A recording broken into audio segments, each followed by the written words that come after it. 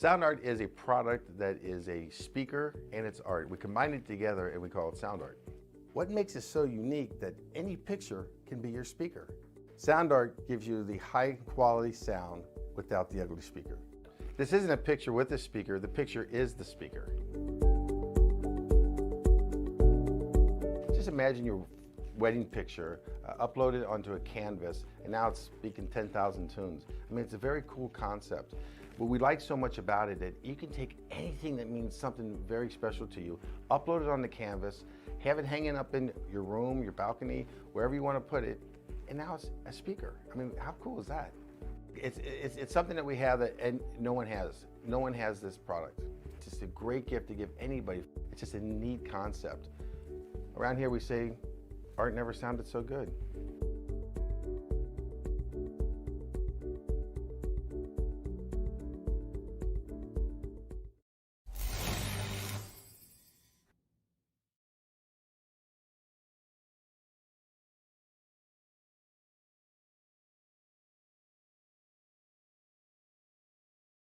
After months of quarantine, we're all interested in how we can become our best self. The team at Permanent Makeup and Cryo is here to help you get the flawless makeup look every day without the extra effort or time. When it comes to your appearance, you deserve the best care that money can buy.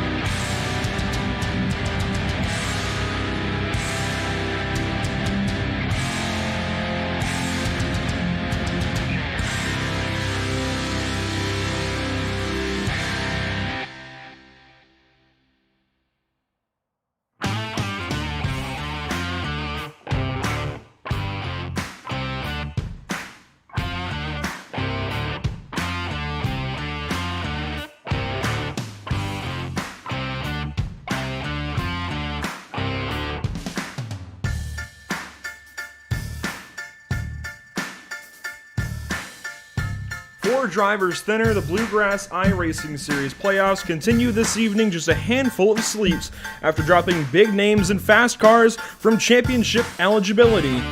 And you'll see all the action here on PitStop TV. Welcome, race fans, to the virtual Talladega Super Speedway. Noah Carmichael joins me on the mic this evening with Trey Shuttlesworth on our social media duties, and this is PitStop TV's live coverage of the Bluegrass iRacing Series. As we know, you have many choices of how to spend your sim racing viewing time here on, be it Facebook, YouTube, Twitch, or Twitter. We thank you for doing so with us, and we join you tonight from Earnhardt Country, Talladega, Alabama. The virtual 2.66-mile tri-oval with a cleverly misplaced start-finish line that has added so much to NASCAR seasons over the years now lies before us, and the drivers of the Bluegrass iRacing Series as the latest addition and elimination round on their way to crowning a new series champion. Talladega is, much like the other elimination races on the list, full of challenges and unknowns, making it the perfect next stage in the thinning process for the title. Wouldn't you say, Noah Carmichael? Absolutely. When you think about the schedule when it first came out, I guarantee you any driver who had hopes of making the playoffs marked this race down as the make it or break it. Because while every other track, the other 4 that are on the playoff schedule have the ability to knock you out, you still have control on if that can happen or not. At Talladega, you don't have that choice. It's either you're going to make it to the finish line and have a good shot of making it to the round of 8, or you're going to get involved in the inevitable big one, which is always not a question of if, but when and how big it will be. And tonight there's a lot of drivers who are riding on this race to have to make it into the next round after a very hectic race at Bristol that shook up the point standings. Definitely a lot changing going into this evening's race. Let's take a look at our point standings coming into Talladega, leaving Bristol. Again, 4 drivers thinner, those 4 drivers being that of Justin Winters, Gary Jaworski, Adam Lancaster, and Bryce Lee Hunter. So those are the guys that are now on the outside and can no longer battle for a championship. You see the 4 below them, those red names, they were already out. And the drivers kind of in limbo, almost purgatory, if you will, are being listed at 1,000 points plus whatever they've earned here in the playoffs. Whereas those guys 17th on out, they can only race up to 17th. That's been clarified for us going into this evening. And I mean, then you see the 12 names in blue. Those are the guys that are now fighting for a championship. The interesting thing here, Noah, that I think sets this format aside from any others is the fact that we are not resetting points between rounds. The points that you earn carry over from Bristol into Talladega and from Talladega into the Charlotte Motor Speedway Roval next week. A lot on the line then. Each and every week. It means you've got to be on your toes no matter where you sit in this playoff field, but it also means that if you are up towards the top, you might be able to breathe a larger sigh of relief. If you're Brandon Robertson, I mean, you've got 41 points back to Jack Bauer, 35 to the cutoff line. If you're Brandon Robertson right now, you're feeling great going into a place like Talladega, especially as we've seen fields of about 20-ish cars. We're looking at what? It looks like 27 so far tonight, so maybe a little bit of a larger room for error, Noah, but still, Brandon Robertson's got to feel great. If you're Matt Grenier, you're still feeling pretty good, but then you only have 14 points at that cutoff line, so it's a little bit tighter. Yeah, and that was one of the things that we talked about at Bristol, was that was going to be a race that was going to give you that cushion to where you could come into Talladega and not have to worry so much about where you finish, because you have a pretty good shot of making it to that next round. Brandon Robertson obviously getting that win. He has that cushion now to where he can come in here and not really have to worry all that much on whether or not he makes the top 8, just how far down he's going to be going into the Roval. Meanwhile, drivers like John Kinder, who going into Bristol was a second seed, got involved in multiple wrecks. He fell down to now 4th. He cannot afford to have a bad race here, because if he does, he could fall into the same limbo his teammate Adam Lancaster did, who we all really thought was a shoo-in to make the round of 12, but after one incident involving Nicholas Noggle, that catapulted him out of a chance to have an opportunity to fight to make it into the top 12, and had to rely on what happened around him. And sadly, it wasn't enough, and he fell out of that top 12. And now, even with that win from New Hampshire, the best he can do now is fight upwards to 13th as of where it stands.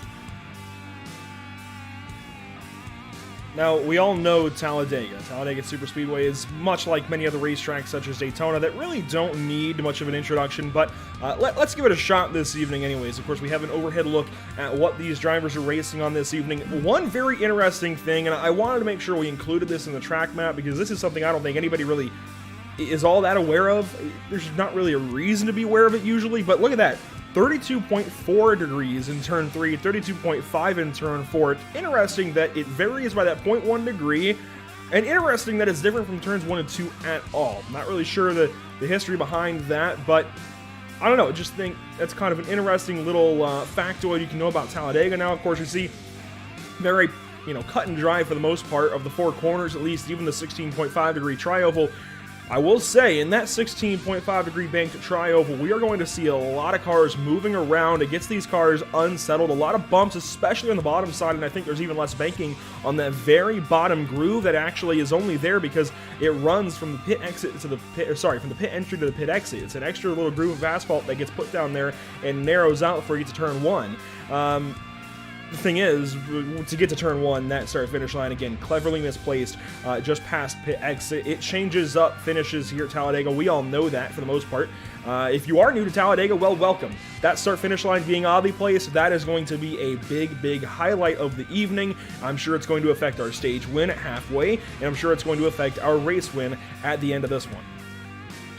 Yeah, and that's kind of the thing that really makes this track so unique is the fact of that misplaced start-finish line. We've seen it time and time again. Unlike at Daytona, where you need to have that move made going into turn 3 to have a shot of taking the win, you can wait until turn 4 to peak out. And if you have that right person with you, you can have enough time to make it through that tri-oval and get the pass done, like we saw back in 2011 with the 3-wide finish of three cars having a shot for the win. So that extra amount of gap that you have to the start-finish line can really make or break that race. And even with that stage caution in the middle, it's going to make it even more interesting, as a lot of drivers are going to have to try and earn those stage points if they want to have a shot of making the next round, to be able to rely on that to make it to the round of 12 round of 8 in case you get involved in the big one late in the race.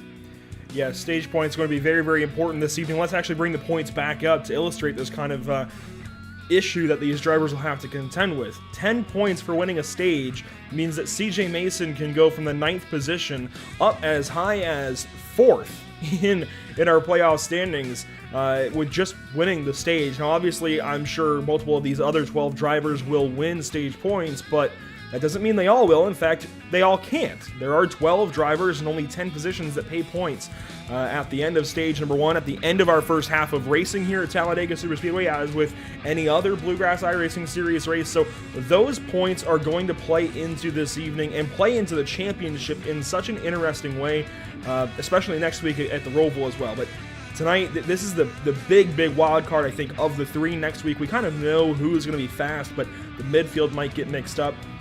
Either way, 3 very, very wild card-esque races throwing us all for a loop here in the Bluegrass iRacing Series, setting up for a very fun run through the playoffs. And well, the second stop along, so is the Talladega Superspeedway. These guys have put in qualifying, they put in practice, and well, they are now done with both sessions. They are now done, most importantly, with qualifying, and this is our starting grid. On the inside, in position 1, it's the 2-car, Brandon Robertson. In position 2, it's the 1-car, Scott Fritz, on the front row. And Brandon Robertson, of course, points leader, grabbing that, well, it's not a bonus point for the pole here in the Bluegrass iRacing Series, but in some leagues it would be, and that would only put him further ahead.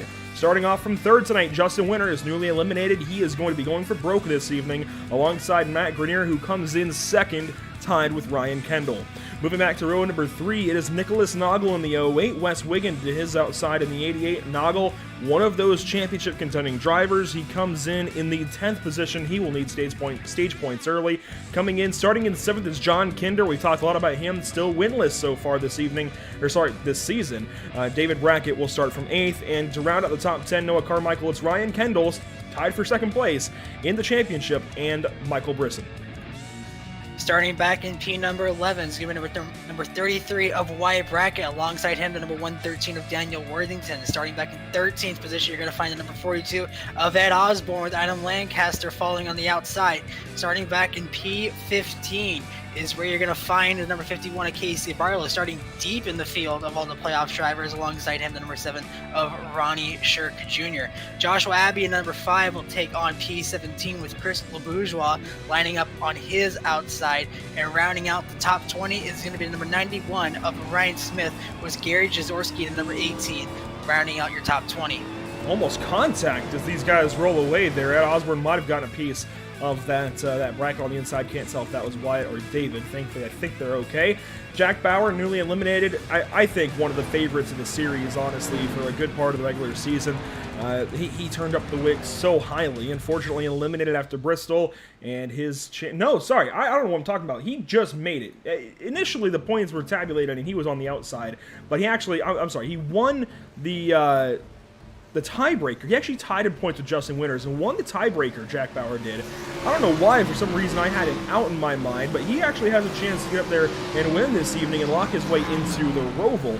So Jack Bauer is still alive, but I mean, his head just barely above water right now. Comes in with 2,038 points. That's even one behind Nick Mills and everybody else even further ahead. So he's going to be looking to gain some points here at the stage. You go back to the 12th row with Tyler Reed and Nathan Maurer making that up. And then in 25th and 26th, it is Nick Mills, 11th in the standings. He's got some work to do. CJ Mason alongside him. And starting from, well, caboose on the field, it's Brian Terry in the number 13. So 27 cars, Noah, set to go green flag racing here at Talladega Superspeedway. 94 laps lined up. That means we're racing to the completion of lap 47 for our stage. A very high action-packed event going to take place here tonight. A lot of desperate drivers are going to make bonsai moves to try and make their way into that round of 8. I'm very excited to see how this is all going to play out. And we have a lot of racing before we can even talk about who's going to be in the next round. But who knows? Any point of this race could be a deciding factor in who makes that next round. Absolutely, every lap will count for these drivers, especially laps 47 and 94 where they actually do get those points, but every lap is going to go towards deciding a champion in just a few weeks. March 17th, Phoenix, you don't want to miss it. That will decide the championship here in the Bluegrass iRacing Series. Coming through the Tri-Oval, 27 cars ready to go from Talladega. We are off and away. Not quite yet, nope. The start-finish line so far down, we gotta wait a second. Now we're off and away, and these guys are racing to turn number 1.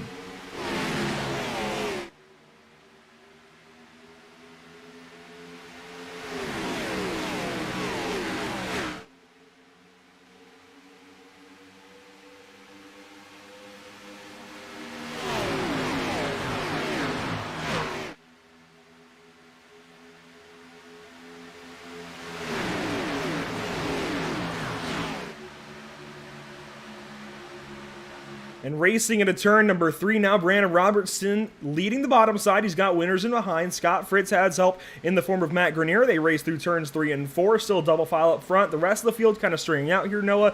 This is what we'll see a lot this evening, where the guys up front, they want to race. Everybody else kind of strings out.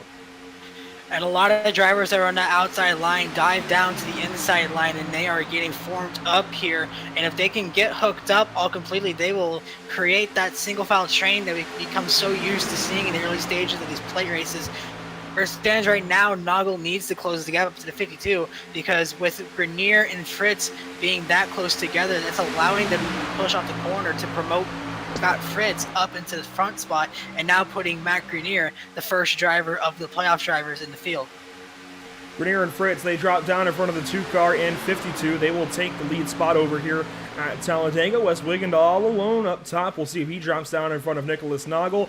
These guys all just going to kind of settle into a groove here at Well, I say that, and the New England teammates go right to the top side. Robertson with Grenier. They're going to work on by the 1-car of Fritz, and Grenier going to lead lap 2.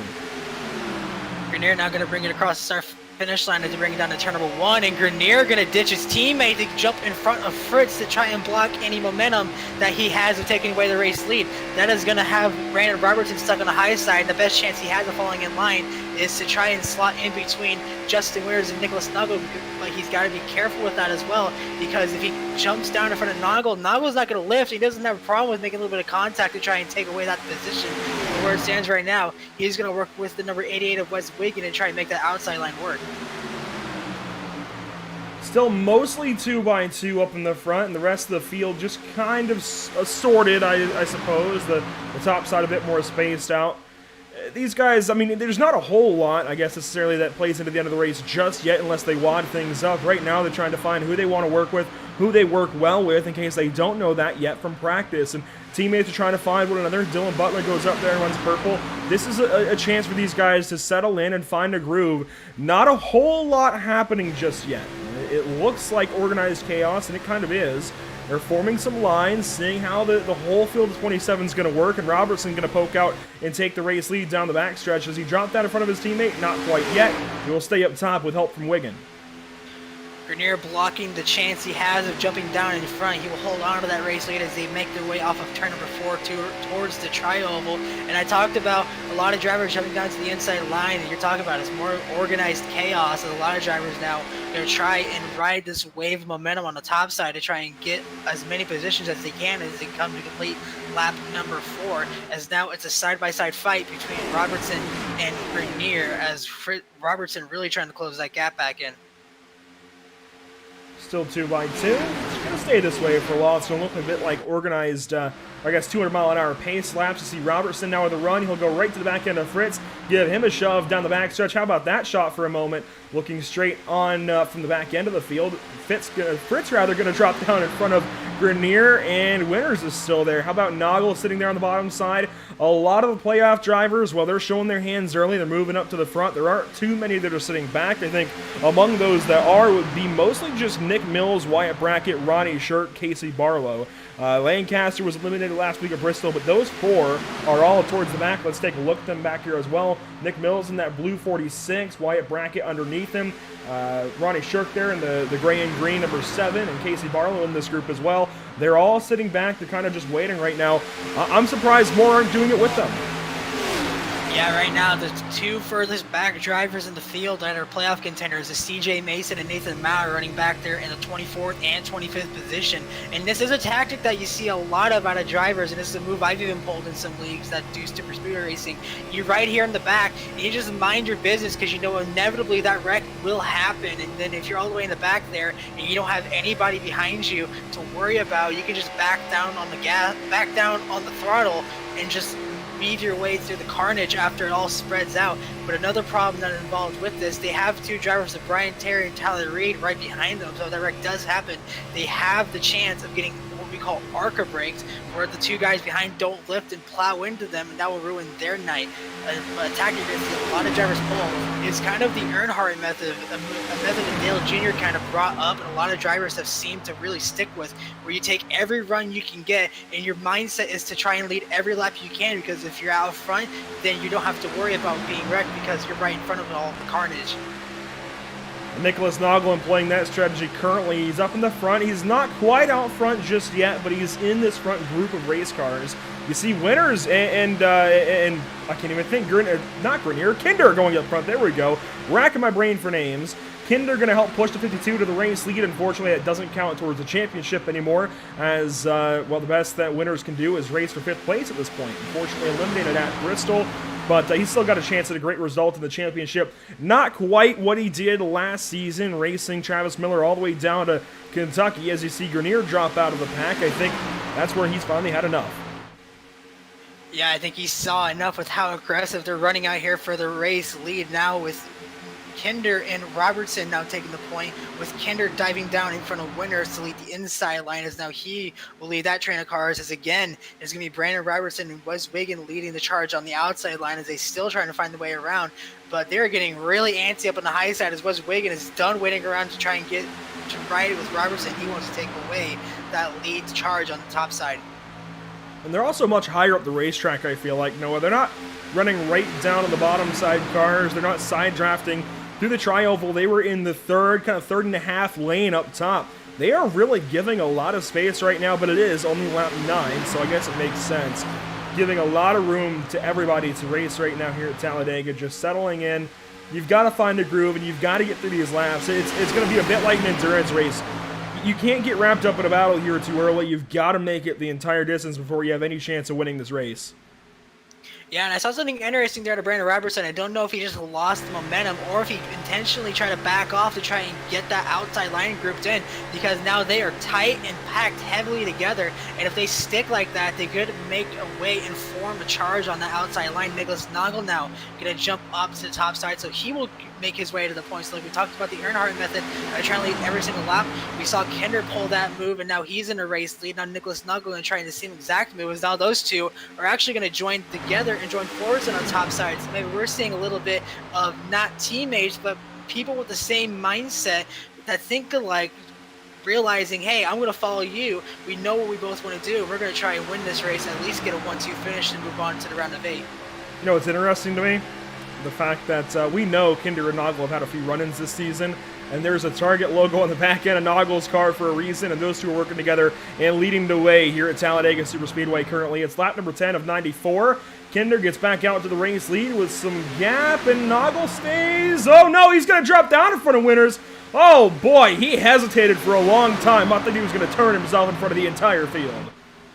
Well, he put that Target on the back bumper for a reason, and Winters is not too happy about it, getting him a shot there in the corner, which is a really big no-no in super speedway racing. The number one thing you learn when you start doing this stuff is you don't bump draft in the corners, because that is the number one cause that you see of a lot of the big ones, or just wrecks in general, that happen on these plate races. So maybe that's a little bit of a warning shot to number 08 of, hey, you do that again, you're going to find yourself on the back of a hook going to the garage area, because he's not playing around. Because, well, Winters isn't fighting for a championship. He still wants to fight for these race wins. He has no problem with reminding these drivers who he is and what he was capable of, with how dominant he was last season, finishing runner-up in the championship. Absolutely. None of these drivers, I think, want to be pushed around. And I mentioned earlier, Justin Winters is here to win a race. That is the purpose of the 52 staying in the field right now. He wants to go out there. He wants to win out on the season. And any of these guys can still do that. They can, as soon as they're eliminated, the season isn't over. Sure, they can't win a championship, but they can still go out there and win tons of races. You see the pink car up top. That's Butler trying to work his way forward. He's 3 wide now with Bourgeois and Wiggand. Well, he stuck his nose up there, but Robertson going to drop down anyways and sort that problem out. But yeah, I expect the 52 next week especially to be very aggressive. In Phoenix as well. I think the intensity is only going to ramp up for the drivers that have been cut out of this championship battle. Yeah, a dangerous man is a person who has nothing to lose, and now that they don't have to worry about fighting for a championship, they don't have to worry about points at all. The only thing they have to worry about is getting that trophy and the checkered flag. And that right now, I think the mindset that a lot of these drivers might have now is either bring back the trophy or bring back the steering wheel trying. And we might see that coming later in the race with a little bit of aggression, because I think all these drivers that don't have a chance for the championship will have nothing more than to steal a win from one of these title contenders. 3 wide now, Kendall moving back. It looks like he should give that spot up to Butler, I'd say. And Winters actually working the bottom side of the 68 car right now. 3 wide up out of turn 4 as well. Bourgeois high up top. You see a string of cars in the back. They're all just kind of single file riding around back here. Here's Adam Lancaster in this group. Grenier's falling back here. We got Barlow and Shirk back here as well. These guys, they just want to make it to the end of the race. They're not too worried about points just yet. I'm sure they'll move forward as we get closer and closer to the cutoff for stage number 1 at halfway, but you still got to run an entire fuel run before you get to the end of stage 1. These guys have to pit in this first stage. Makes sense then that Brandon Robertson's also going to drop out. My best guess would be he might be trying to find his teammate, because that was the number one thing I was going to really look for, especially with someone like Adam Lancaster and John Kinder, because when I woke up this morning, whoa! Brandon Robertson. Even in a very dangerous spot. He tried to join in turn number 3, but that pack was still going on by, so he waited a little bit too long, and now he lost a whole ton of momentum, but I don't think that really bothers him too much. My best guess, he might be trying to find that number 15 of Matt Grenier and work together with him, because that's what I kind of expected. I expected Adam Lancaster, now not fighting for a championship, to really try and help John Kinder get as many points as he can in this race, but they're pretty much on polar opposite ends of the field right now, as Lancaster's just riding around in the back, as Kinder trying to form a charge to get back to the race lead. And what's interesting, Noah, is the last time these guys were at Talladega Superspeedway, John Kinder and Adam Lancaster almost won this thing by stretching fuel. Wiggins still on the bottom side. He's going to move back up in front of the rear end of the field and get back in line. But Lancaster clearly going for that strategy again, where he sits back and he bides his time, saves some fuel, and tries to play this race in his favor. Kinder is not doing that. Kinder's up with these guys. Granted, he's dropped back a little bit as Ryan Kendall now get a lead a lap. This is lap 15 across the stripe. Gets it done. And we're seeing a lot of names now starting to come to the front that aren't racing for the championship. I think we're starting to see the ebb and flow of this race where we have comers and goers, oddly enough. You don't usually expect that at Talladega, but we're having comers and goers right now as those championship guys were battling at first. Now they're dropping back. They realize the stakes aren't quite worth it just yet.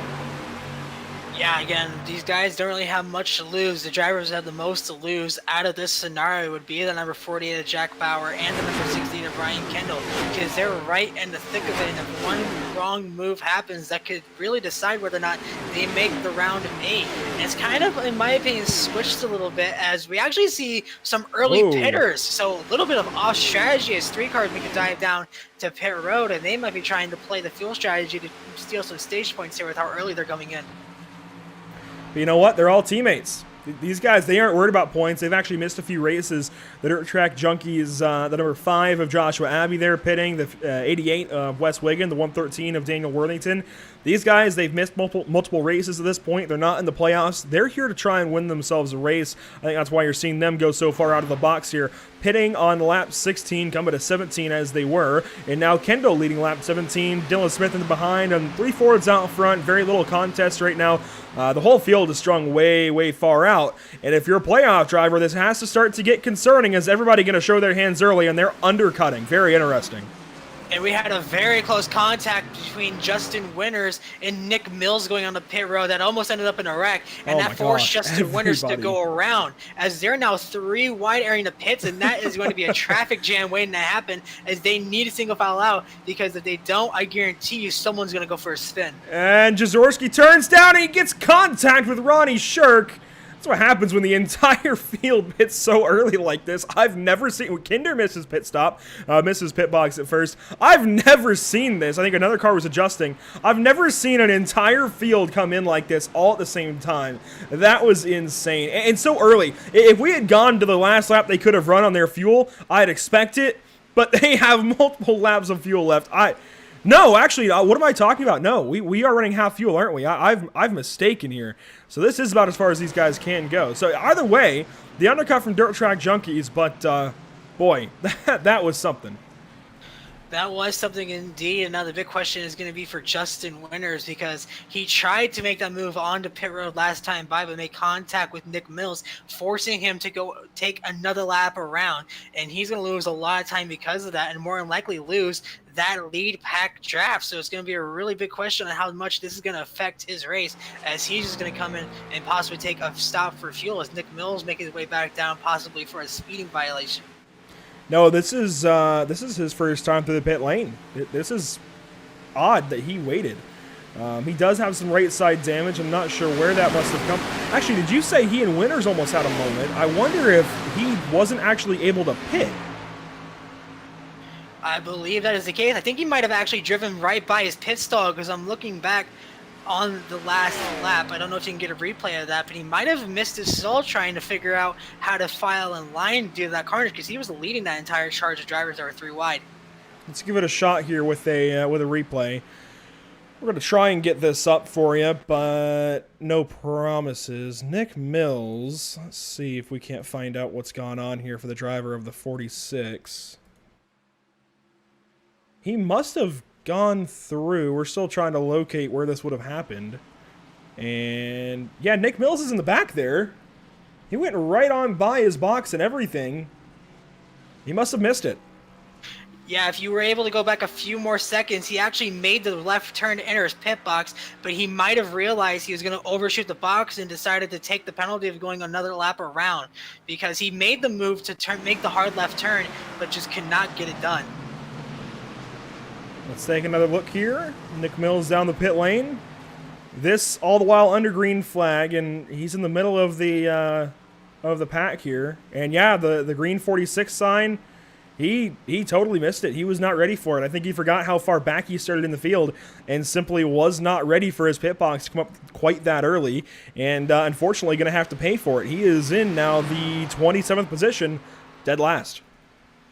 Yeah, he's riding all on his lonesome. The closer driver he has to find a friend to draft with is the number 71 Michael Brisson, who's a couple seconds up the road. But where they stand right now with the field entering turn number 1, he will get lapped here within the next 2 or 3 laps, as that entire field has reconjoined once again. Ryan Kendall still leading on a charge, and Nicholas Nagel now back up to second as Jack Bauer going to try and make that run up on the high side.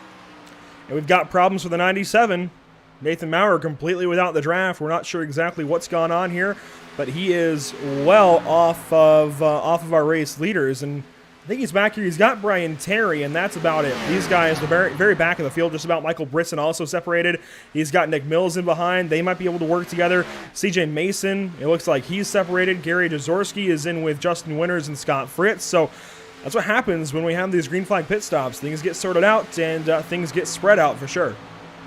Yeah, another thing to keep in mind as well is Nick Mills and Nathan Maurer, both playoff contenders, so those could both be very costly mistakes. And with where they stand, that could potentially remove both those drivers from contention of making the next round, especially if they get lapped. If they get lapped, that is a very big hole they're going to have to try and claw their way out of. The field headed down the back stretch. There they go to turn number 3. Ryan Smith. I don't know where I got Dylan Smith. Ryan Smith leading the way. And you know what? I don't mean this in a negative way towards Ryan, but that tells you how much he's been in our mouths this season. I mean, he has been kind of, definitely very quiet. Didn't make the playoffs. Didn't make all races, though, and I think that's a big part of it. But we've not talked much about that 91 car all season long. Now leading the pack here at Daytona. There we go. There's the number 91 of Dylan Smith. This is big for the driver of the 91 car. Good to see him out here running some laps. Leading some laps out in front of all the playoff contenders and, getting his number 91 out there. I think that's big. Yeah, that's one of the bright sides of these plate races. Is really anyone's game. It doesn't really matter how good you are on depending on a mile and a half in a short track, where usually when we talk about Ryan Smith, it's, these leaders are trying to work their way around him. But right now, he's really showing the power of what can be done on these plate races for drivers, even like in real life with Michael McDowell, who can capitalize on these plate races and make their way up there. And right now, he's looking like the virtual Michael McDowell with how he's leading that charge up there on the top, in the middle of the field. We say that, but here comes Jack Bauer up top. How about the driver of the 48? He had such a great season. It started out kind of dull, I'd say, for Jack, but he quickly worked his way into the forefront of everybody's minds, hoping he would just make the playoffs. He's done so. He's got a lap led so far this evening, and he's, I'd say, on his way to hoping to make it into the next round of the playoffs. He's got a big deficit. In fact, he comes into this evening 7 points behind Wyatt Brackett for the next opportunity to make it into the Charlotte Roval with a chance at the championship. But hey, he's got his work cut out for him. He knows he needs to go up there and execute, and so far he's doing so. Yeah, this season has really been a breakout season for Jack Bauer, where last season we really talked about him being lucky enough to go get a top 10. Now we're talking about him having a chance to make the round of 8, which is a very big improvement, especially with how you said, a very dull start to the season, but he mostly either found a penny or a golden horseshoe and super glued that to the dashboard. He's been riding with that the entire season because he has really picked up the pace, and he has been one of those guys who we now talk about being a contender for top 5s and wins, and now, like you said, contending for a chance to make the round of 8, which would be huge for a driver like Jack Bauer and be the highlight of the season. And right now, where he's standing to make it to lap 47 in this position, that would really boost his chances of making that next round. So what's interesting from here to the end of stage number 1 is these drivers do have to pit one more time if they want to get to the end of lap 47 with fuel. So we've still got our work cut out for us here. I think we've still got to expect a pit stop around, I'd say lap 32, 33 or so. That might be starting to push it, but you can break it into those kinds of groups where you come in about 15 and you might have to go past 30. You might have to go to about 20 or 32 or so. So it really all depends on how these drivers want to play things. If they want to go all the way to the extent of their fuel load and try and catch a caution, or if they want to pit early and just get it out of the way. Yeah, that's really going to be the big strategy call, because we're not really seeing these drivers that much aggressive anymore. The most aggressive you might have seen was how you saw the number 30, David Brackett, jump to the high side and try and fall back to the rear end of that tail. That's about the most aggressive you've seen them since the end of that green flag pit stop, because they've pretty much calmed down for the most part, and I don't expect to be a bit cautious unless a monumental mistake happens with the next set of green flag pit stop, because this is where I see it. We could go green to the green-white checker, which would be a lot to save for a race like Talladega. Running along with some of our championship contenders currently, there's Matt Grenier. He's led 3 laps so far this evening. That is a bonus point, something to keep in mind. That is a bonus point. You also get a bonus point for leading the most laps here in the Bluegrass iRacing series. So we'll actually check in with some of the other championship contenders, see how they've done so far in the lap-led category. CJ Mason, of course, he's way back here. He's not led any laps yet. Nathan Maurer, neither has he. In fact, these two are now tandemed up. We'll check in on Nick Mills. And he's working with Michael Brisson, who, well, neither one of them have led a lap so far this evening, but Jack Bauer has. We talked about that. Ronnie Shirk has not just yet. Let's see, Nicholas Noggle is going to have a shot too. He already has, but he's coming through the tri-oval, and he's got the race lead. He's right now poking his way out in front of the race lead. He was very aggressive, jumped to the top side, and he jumped straight back down to the bottom, and now he is going to lead the field going back into turn number 1 with Ryan Kendall on his charge. And how about Dylan Butler back there in the 3rd position on the inside line? He had a really strong performance at Bristol. And you kind of pointed out he also had a couple strong runs as well as that Road Americans and other races, but he's really starting to pick up the pace again, because to be running up here in the top 5 is a really big improvement for him as well. And if he can keep this up for the rest of the season, I would expect him to be a contender maybe for next season for that championship, because he's really starting to pick up the pace. And running up here in the top 5 with the potential for a lap lead is incredible to see out of that pink 96 Camry. Yeah, I think had he just run all the races this season, he'd easily be in the conversation to be in the playoffs at the very least, if not advance even to Charlotte and maybe even to Phoenix. I think, quite simply, the 96 car has been fast when he's raced. Not always breaking the door down for the race lead, but last week he was easily the largest storyline not in the playoffs. So I think Dylan Butler has something going for him. He's just got to make all the races.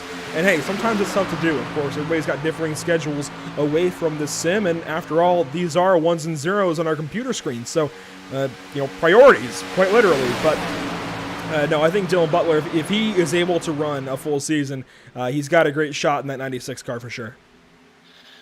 Yeah, it's really just going to depend on next season. The most he can do right now is just kind of improve on his performance and use that as keynotes for next season on what he needs to do to become a championship contender. And right now, with what he's doing, he has a good chance of doing that. Another driver to keep in mind as well is number 7, Ronnie Shirk Jr. We haven't talked about him too much here in this race, but another one of those playoff contenders that you pointed out while going through the laps led count, not having led a single lap, but now knocking on the door of a top 5. He has really started to pick up the pace to try and make his fight to get that lap lead point. You see him there in the 7th position or so down the backstretch. Ryan Smith gets a great shot down the backstretch from Jack Bauer. They will move out in front of the field, and Smith going to take that bottom line back over. Love watching. We always talk about an ebb and flow here at Daytona, Talladega, where the outside line will shove somebody out to the race lead. They'll drop down in front of the bottom side. They'll take that race lead over for a few laps, and the cycle repeats itself. It's a great cycle, and we love watching these cyclical battles. I think it's just the mid-race kind of feel to one of these races at this point. It's what you expect here on the iRacing.com service. And it's certainly, I think, better than the single-file trains we used to have with the low downforce NASCAR Cup package. I'm partial to it on every other racetrack, but at a place like Daytona or Talladega, I think I prefer this. Yeah, but it also provides a little bit of chaos as well. Giving a shout-out back to the North 500 that you guys covered a couple weekends ago. They were aggressive for that race lead the entire race. I remember watching that. Any chance they had to make the run, they would jump into the top side and quickly slingshot for the race lead. And we're not really seeing that. A lot of drivers are kind of being patient and biding their time, unlike what we saw where if you had that run, you jump up and make any move you can. As now these drivers are kind of working together to cleanly make that pass without risking their car or anybody else behind them. Yeah, the North 500, a great I guess idea of how this race might go is we'll see these guys up front. They will stay racing. In fact, Le Bourgeois, is he going to go 3 wide here up with the race lead with no help? He tried to. Now Smith goes up high of Bauer. Bauer's going to look low. And our first big battle, I think aggressive battle of the race, comes on lap 32. Bauer's going to take the lead on the bottom side, I'd say, out of turn number 4. But Ryan Smith actually up top. No, he's going to clear Bauer, drops right back in front of the 48 car.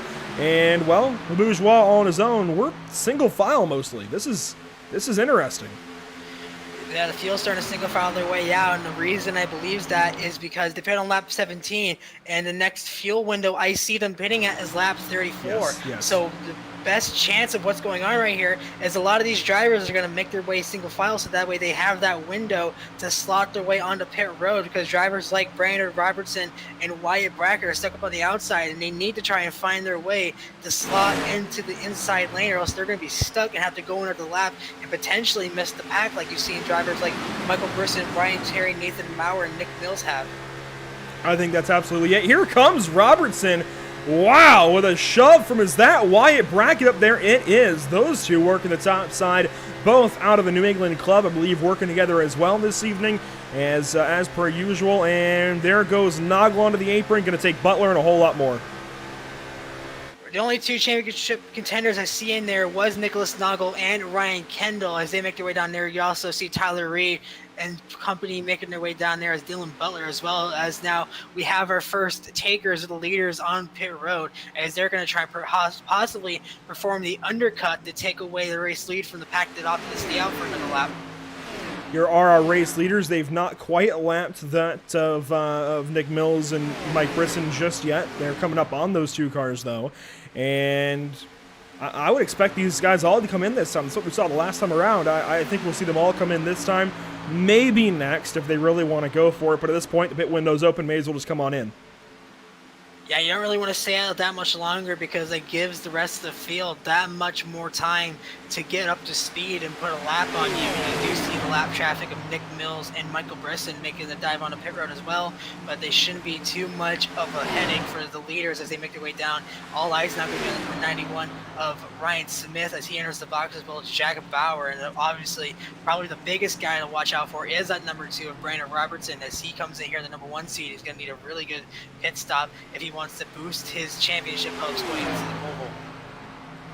Absolutely. Keep an eye on Brandon Robertson all evening long. Here are the drivers that have not pitted just yet. You see, interestingly, I think these guys are all working together. I guess not so interestingly. LaBourgeois might be on the outside, and I'm not totally sure on Ed Osborne back there, but I know Ronnie Shirk, John Kinder, Casey Barlow, Adam Lancaster, they all work together on a weekly basis. They're all going to come in at the same time, and this is what we saw actually from Lancaster and Kinder the last time around, where they would consistently go a lap further or more on field than the rest of the field. Granted, I don't think it'll play into the strategy quite like last season, but certainly worth noting.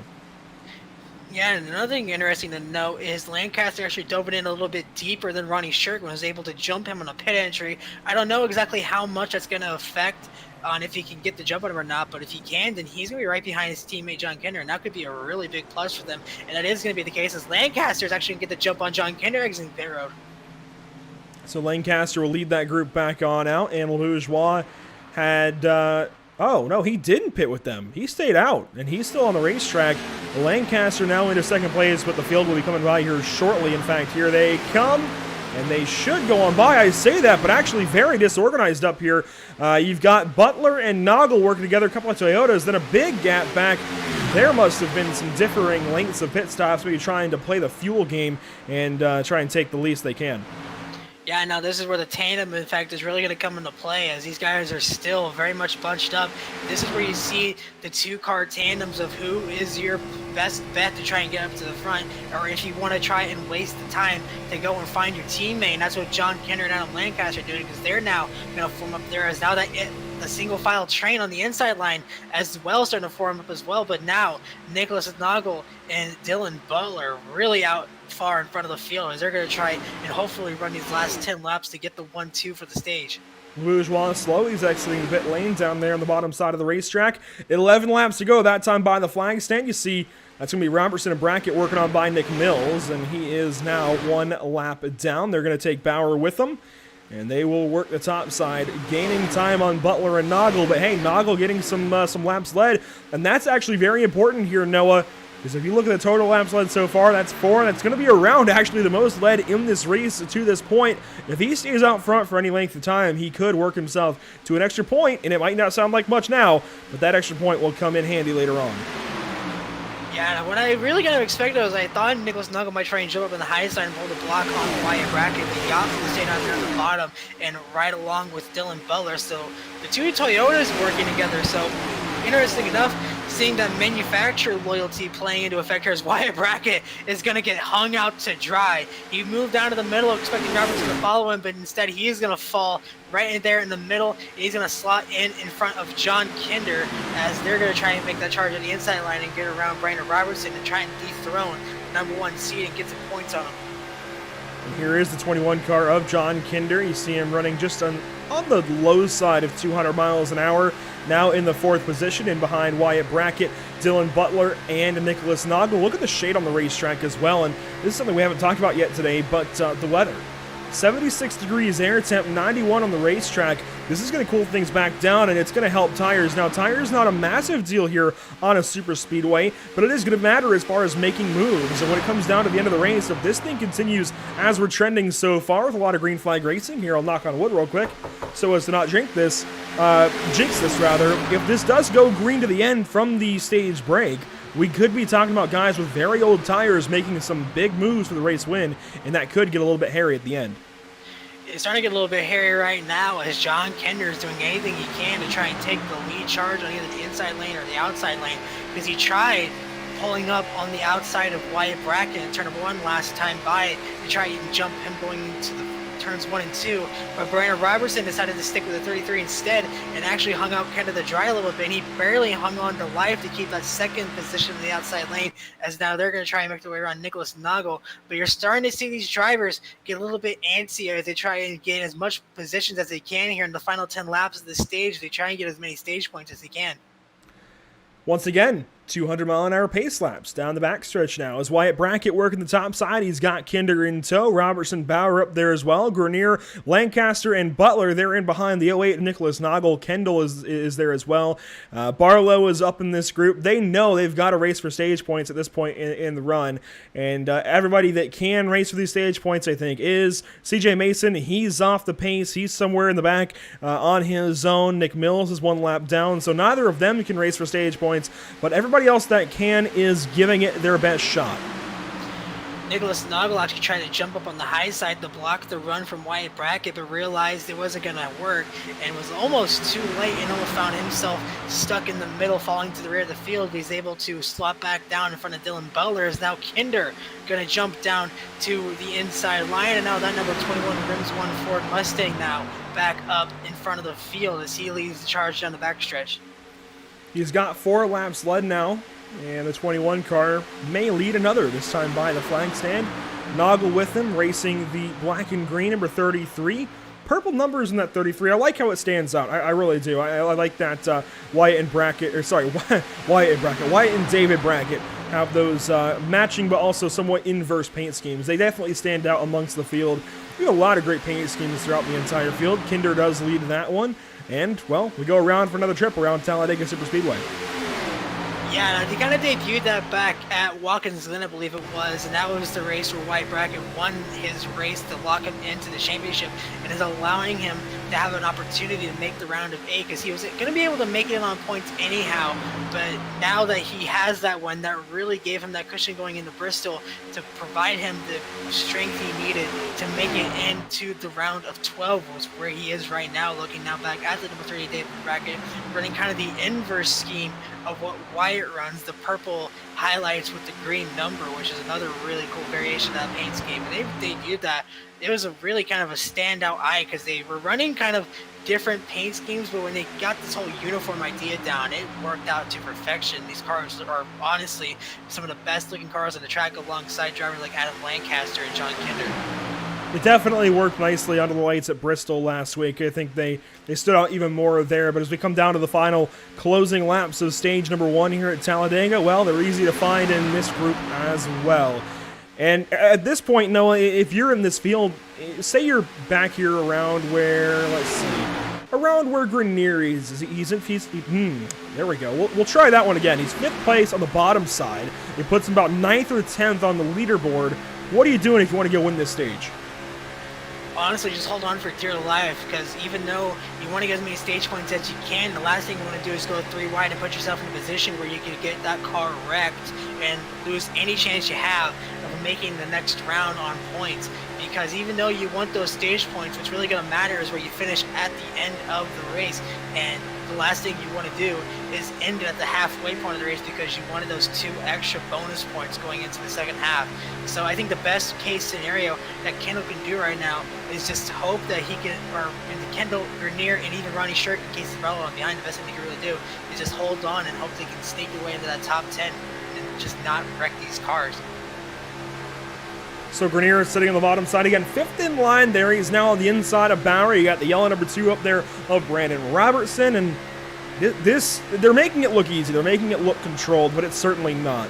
We've all been in their positions, I think, a time or two here on the iRacing.com service where you've got the entire field now grouped up, and even if not usually racing for a stage break, at some point you're coming down to a field racing for a race win, and there's so many guys that try and go so many different directions. It's Dylan Butler. A massive save on the inside. How did he not crash? Honestly, just car control. You're stuck there on the bottom lane. The best thing you really do is just hold on to that race car and straighten it back out, and that's what he was able to do there. And he's able to hold on to that 3rd position on the inside line and prevent a big one happening as we get ready to sit here for 2 to go for the stage. And it's now Kinder and Noggle starting to stretch out a little bit. Another big question is going to be, will Noggle try and stick in there and take that 2nd place finish for the stage, or is he going to try and make the move to take the race lead? The race by the start-finish line, final 2 laps of stage number 1, the first half here at the Talladega Superspeedway, 94 laps the total distance. And boy, we're coming up on 10 o'clock here on the East Coast. I'm liking the pace of this race so far, but we might slow it down if these guys have their way. They are racing very hard through this entire field. Noggle back up top of the top lane. He's going to take the top spot. Brackett goes down, and Noggle goes with him. That leaves Butler out to dry. Robertson in the top side. He's maybe going to try and work around that 96, and here comes Brackett. Here comes Kinder, 3 wide down the front stretch. 1 lap to go this time by. And it looks like Wyatt Brackett will be the odd man out as he has no help there in the middle. It's actually Dylan Butler is going to, he's indecisive there trying to figure out who he wants to go to. And they're almost 4 wide back there for around a caution. Spot, as we do have a caution. Did it come out a lap early? It's been thrown a lap early. And that it really is going to be the saving grace for a lot of these drivers, because I guarantee you I do not think they would have made it around another time if in fact they did go the extra lap with how they almost went 4 wide in a turn 1. So catching us off guard here, half of 94 is definitely 47, so being thrown a lap early, giving these guys a chance to, I guess, get 1 extra lap here in stage number 2. John Kinder going to be the winner of stage number 1. That's going to net him 10 extra points on the evening. Wyatt Brackett will then get 9. You look further down the list, and Nicholas Noggle should then get 8. Dylan Butler should get 7, so on and so forth through the top 10. And Casey Barlow able to sneak his way in. He was on the outside looking in, coming to what was now the green and white checkered background of 12th and 13th spot. And like I said, the best case scenario, just kind of hold on to where you are and just try to sneak your way in and hope for the best. And that's exactly what happened. He's going to have that 1 bonus point, which could be a deciding factor later in the race. Yeah, this will certainly come back to impact this evening. And yeah, I mean, this is going to make or break a lot of driver seasons, I'd say. Watch for this stage to really influence who makes it through at the end of the night. And yeah, now you see the field, they're going to catch back up to the pace car, and we might see some green flag pit stops as they're closing in on what would be the next pit window for this field. Yeah, of course, we'll see everybody come in this time, I'd say. We'll see the 2 pits to the end again as well. And I think it's cut and dry for these drivers. I don't think there's really any reinventing the wheel, I think, at this point. You come in, you get foreign fuel. And this might be the only set of tires these drivers take as well. I think it's well known at this point that sometimes these drivers don't take any tires here on these restrictor plate tracks. We might not see them take tires this evening after this point.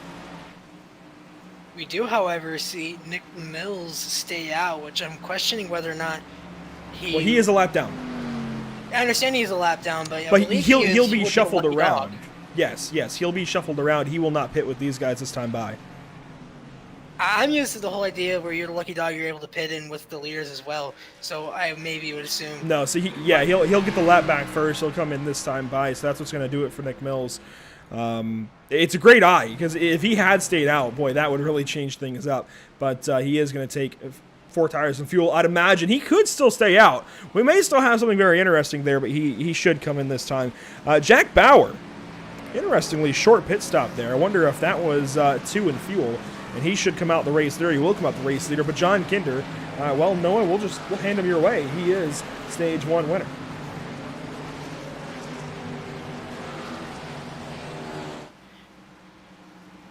And as we await to get John Kinder up here in the booth to talk with us, as we'll drag him on in here. Well, John, you were able to sneak your way in and fought your way to that stage win. How well does that feel with your chances of making the round of 8 towards the end of this race? Well, I think everybody had stage points in mind because the points are so close. If it wasn't for Adam Lancaster picking me up when Noggle made that move to the outside, I wouldn't have been in that position. But we got away with some stage points there. We'll see how the rest of this plays out. Well, we've seen you be really aggressive to try and take that race lead, while a lot of drivers fall to the back and try and mind their P's and Q's. You've been up here for the fight as much as you can. What is your game plan going to be now in the second race, with the inevitable big one looming over your head, as you try and strengthen your chances of making this next round? Yeah, I think we'll be a little bit more cautious. A lot of us were racing for stage points. I could tell that Team New England boys were going after stage points, and we needed to go after them also just to kind of stay pace with them.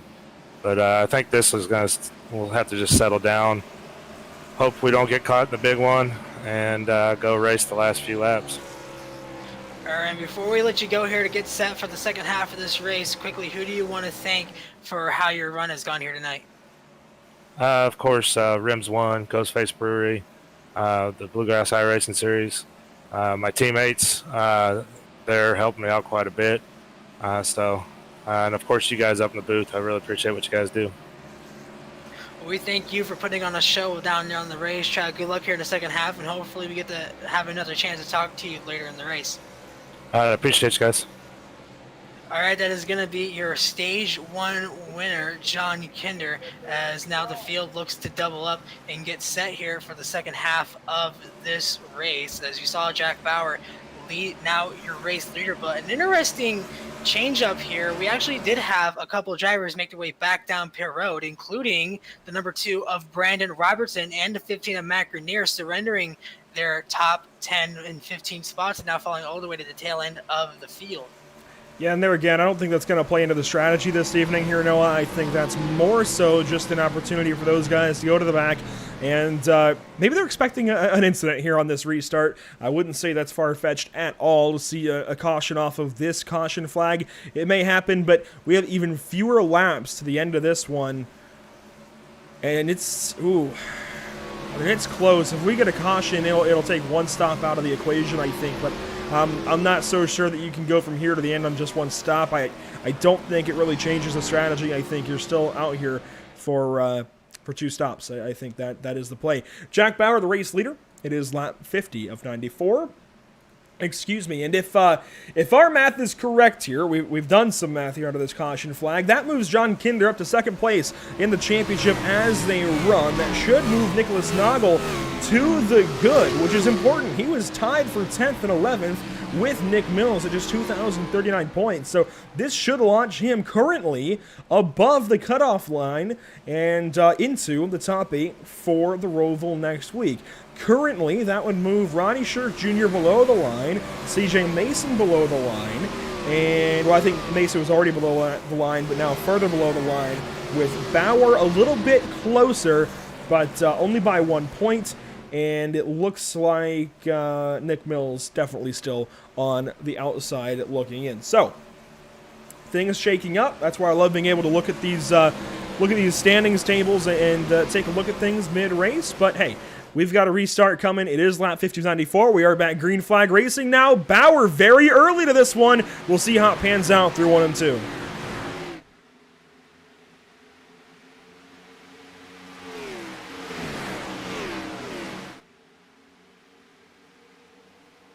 Trouble already. And this, I think, is what those drivers were expecting. I don't see anybody off pace. Why do you need a caution?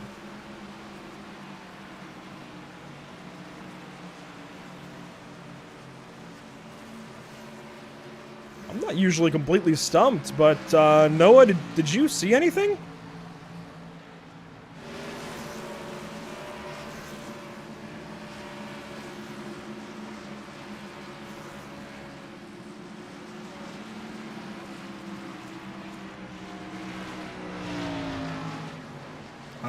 I'm not seeing any anything here on the start, but we'll take a look back and watch from one of our blimps, I suppose. See if we can't find something. So there's the entire field.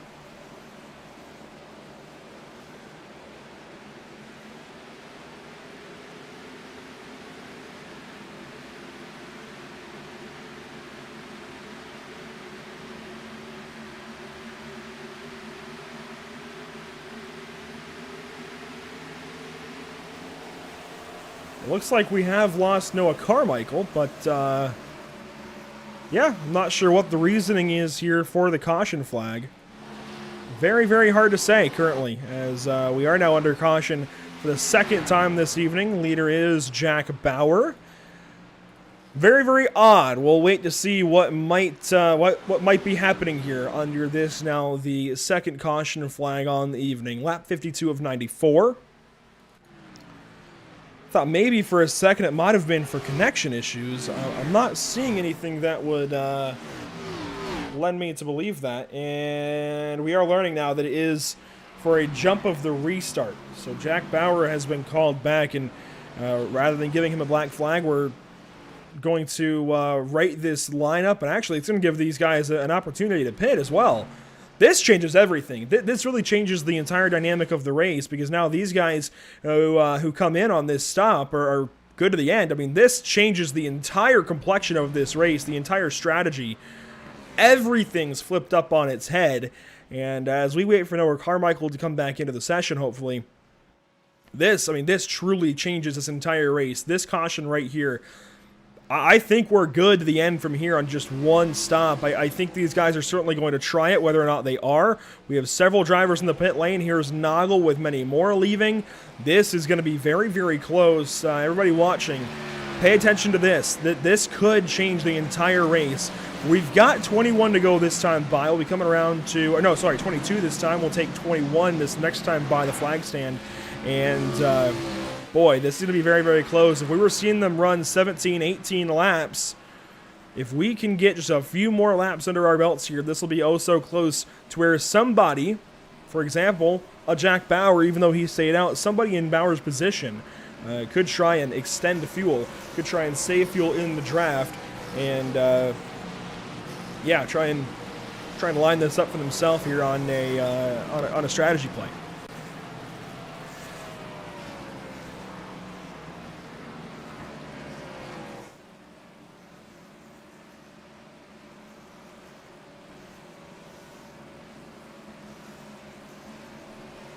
So while we're waiting under caution flag for this one, certainly an interesting call. We'll take a look back at things and see if we can't find the moment where Bauer jumped this restart. We saw it live. We'll take another look at it, and yeah, it'll be coming up out of turn number 4. This is actually, is this 1 and 2, or is this 3 and 4 this time? So this is coming around to the front stretch. So we will just kind of watch. I'll sit back here and give Noah some extra time to join us back here in Discord. I'll sit back and we'll just watch this 48 car on the restart.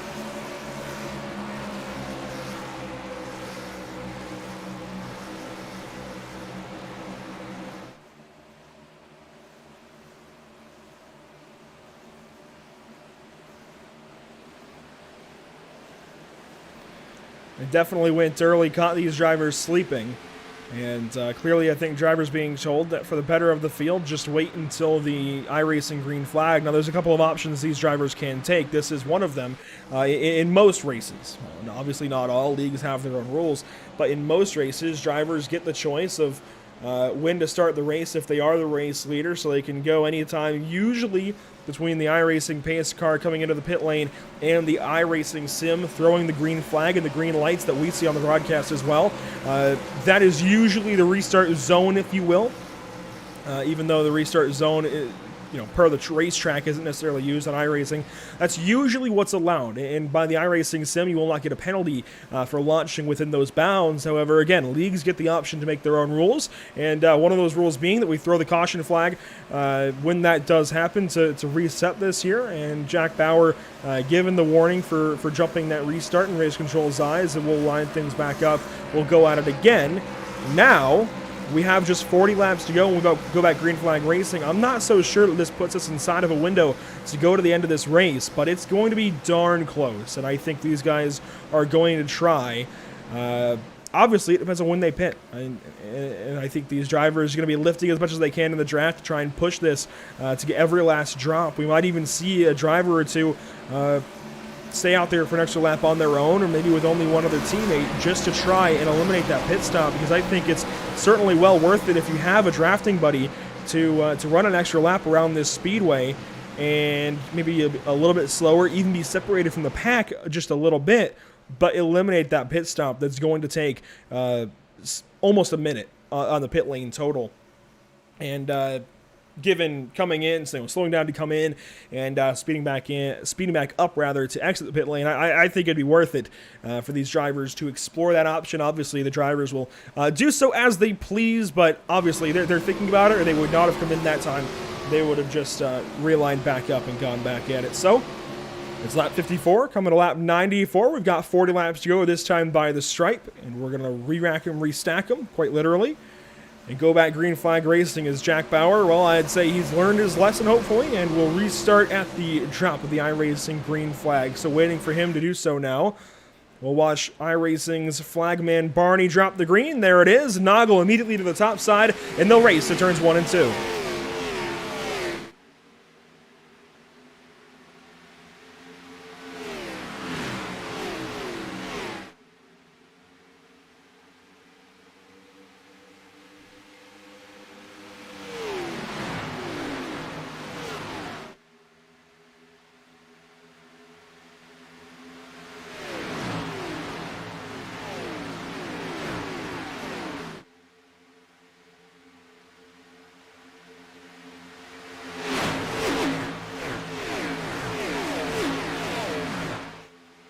Nicholas Noggle with the race lead on the top side. Will he clear Jack Bauer by the line? We'll see, of course, here at Talladega, that cleverly misplaced start-finish line a little further closer to turn number 1. And at the line, he's got the race lead. He doesn't quite clear the 48 car, stays up top. And, we'll keep that 96 of Dylan Butler in tow. And they're now forming a bit of a topside up there. 4 cars in line. Wiggin and Abby joining them up top. Smith, Fritz, and Osborne in tow on the bottom side behind Jack Bauer. The fight for the race lead down the backstretch. 8 cars under a blanket. Reed, Mills, and Moore in tow. And the rest of these guys split up into some stragglers, and they'll just hang on to the back end of this race field. Still waiting on Noah to rejoin us. Unfortunately, it looks like he may not for this evening. So it may just be me to the end of this one, and we'll see how it goes. We're coming up to, it's going to be 38 laps to go. And again, this is where these drivers will start to get an idea for the length that they can go on fuel. And I really do truly wonder what these drivers can do, what they're thinking of doing as they work to the end of this race. I think the option is there to stretch the fuel out, but it's going to take a lot of work. And if we go to some of these guys further back here, they're going to have to lift a lot. I'm not so sure they're going to be able to save multiple laps here of fuel while still going 200 miles an hour to keep up with the pack, but I think some of these guys that are a bit more crafty and towards the bottom of the standings will have to give it a shot. If you're Nick Mills, I think you've got to give it a shot for sure. He is towards the front, though. In fact, Nick Mills now into the 11th position. Here he is, riding on the bottom side. He's got to get everything he can, if not a win. As he now sits about, I want to say he's going to be, 9 points out of making it into Charlotte with a chance for the championship. In fact, we've now got a 3-way tie for the last 3 positions currently on the inside, based on stage points. That tie including Maurer, that tie including Barlow, and including Nicholas Noggle. Nicholas Noggle up in the front. And I dare say that 08 is going to be going for broke the rest of the evening. You still see the front runners under a blanket. Tyler Reed has joined in. Scott Fritz there as well. Bauer's still with it. Osborne. Mills, Shirk, Maurer there up there as well. I think Nathan Maurer knows that he's got to go for broke this time as well. And quite simply, just hope you're not caught up in anything. I say hope you're not caught up in anything. These guys have run almost 60 laps. No incidents just yet. We haven't even seen somebody get turned. All the discrepancies in time have come from the pit lane. And come from connection issues if you're Chris LeBourgeois. Which I think is unfortunately something we've grown very used to seeing from Chris. Wish him the best, of course. As always, he's had a lot of severe weather through his time here at the Bluegrass iRacing Series as we've covered them on PitStop TV. And I believe I forget if he's a volunteer firefighter rather, or a contracted firefighter. I'm not totally certain, but he is a first responder. So a big shout out to him and all first responders here in the US of A.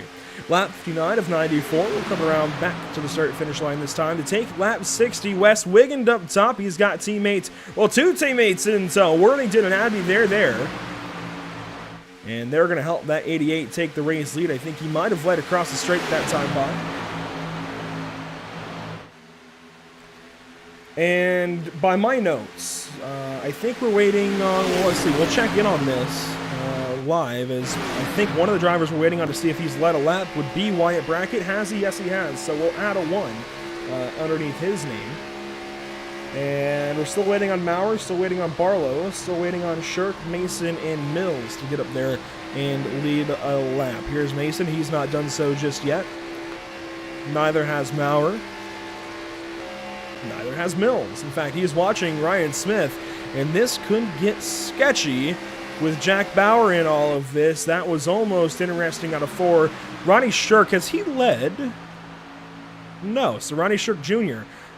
Yet to lead a lap as well in that number 7 car. And Ronnie Shirk has had a very interesting time so far in the Bluegrass iRacing Series. He's had ups and downs for sure. He's been very, very fast at times. He's kind of fallen off at other times. And I think he's a driver to watch out for if he does make it to Phoenix with a shot to win this thing. If he skirts his way into the top 4 for Phoenix, boy, Ronnie Shirk could be a contender because he just has big runs when you might least expect it in that number 7 car, and has been so good at times.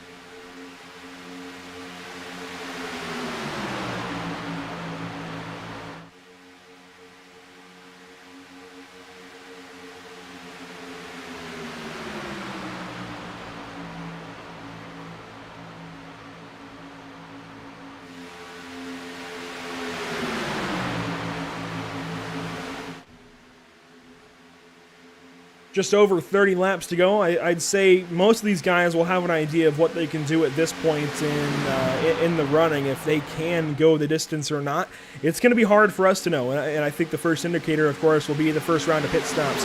We've seen the Dirt Track Junkie team. They have come in consistently first. They brought some with them the second time around, but they've pitted early the first 2 times we've had green flag pit stops this evening, so watch for Joshua Abbey, Daniel Worthington, Wes Wiggin to come in first, along with some others, I'd imagine, but they will be the first on the pit lane, I'd be willing to bet. Wes Wiggin, your race leader across the straight, then it's Butler, Abbey, Worthington, Noggle, your top 5. Ronnie Shirk moving up, he's on the top side, riding on board with Scott Fritz on lap 63 of 94, inching closer and closer to the end of this one here at Talladega Superspeedway.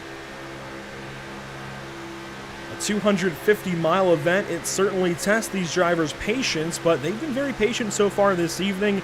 This is where we might jinx something and end up with a slew of cautions. Hopefully not. This is great to watch. This is great to talk about these strategy finishes here in the Bluegrass iRacing Series when these guys are able to run green like this. And the pit window's opening up. If these guys know they've got to pit twice more to the end of this race, the pit window has just opened up in the last couple of laps. This is where we might start to see some of these guys come down the pit lane, might start to see them exercise that option and show their hand. But look how strung out everybody is. Almost all down on the bottom side. Scott Fritz, one of the outliers currently. He's going to get Bauer and Smith to go with. Everybody else, single file line down on the bottom side. In NASCAR, you see them on the top. Here on iRacing, it's not so advantageous to do so. It slows you down, and you just get some guys going around the bottom side and running faster anyway. So everybody's stringing around the bottom side, the fastest way around this speedway. But hey, a great look at the back of the back of the grandstands rather, is Dirt Track Junkie teammates. They now lead the way. Joshua Abbey out front. Daniel Worthington second place, and Fritz, a massive run up top. He got help from Bauer. Goes up there and fights. Worthington now going to go up and block. And the DTJ team trying to control this race. Again, they've missed a lot of events lately, but they are back and back with a vengeance. They want to win at Talladega. They want to play spoiler in the championship hunt. There's the 113 leading the way, a big shot from Fritz. Fritz now looking high. Bauer looked with. They staying behind. Smith in that line as well. Now Fritz and Worthington go down to the bottom. Abbey, woo, he was on the apron there for a second and sorts things out. I have the pleasure of welcoming somebody very special to the booth now as I look through over to Discord. Now, Joe Donahue, you had a lot of schoolwork to catch up on, but in my time of need, with Noah Carmichael out of this one, connection issues for him, without even asking, you just pop in here. How you doing tonight?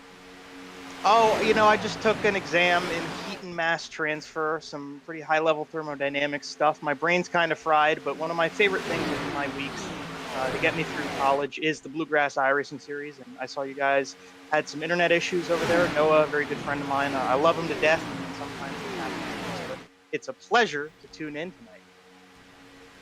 Definitely, and you know what, we'll update this graphic. It's definitely good to have you here, have somebody to carry some conversation with. I'd imagine the viewers starting to get tired eventually of my voice. We're now down to about 28 laps as they run. We'll take 28 laps to go this time by the flag stand. The interesting thing is we had an extra caution flag at the halfway break of this race, and it even came out a lap early, which is really throwing a wrench into things. It might just be out of reach to take one pit stop out of this run, but as the pit window is opening back up, it seems like these guys are running past their earliest opportunity to pit. They might be exercising the option to sit in a line, save fuel, and try to cut a pit stop out. Yeah, absolutely. Time on the pit lane is going to take you out of contention the longer you sit there. So even if they're going to save some fuel in the tank and shorten the amount of time when they come down to pit road, that's a huge break for those guys, and certainly they would be thinking about that. But yeah, if you can cut an entire pit stop out, I mean, that's almost an entire lap's worth of time out on the racetrack here at Dega. So definitely keeping yourself up at the front end of the field would be very easy to do in that case. It's really cool to me to see Scott Fritz up at the front end of the leaderboard with Daniel Worthington and Joshua Abbey up there. Some guys that we don't see up at the top of the leaderboard every single week we come out here, but they keep coming on and they keep chugging and learning and doing their best out in this series. And I'm really glad to see the number one car out on the front end of the field. Looks like we got a pretty nice race going on.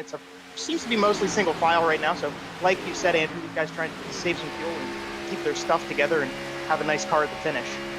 Yeah, I think that's the idea at this point, is at least give it a shot. See if they can save the fuel necessary. Run about 3/4 throttle, if not less, to try and save some fuel. Riding on board with Robertson, now looking at the entire string of cars up ahead.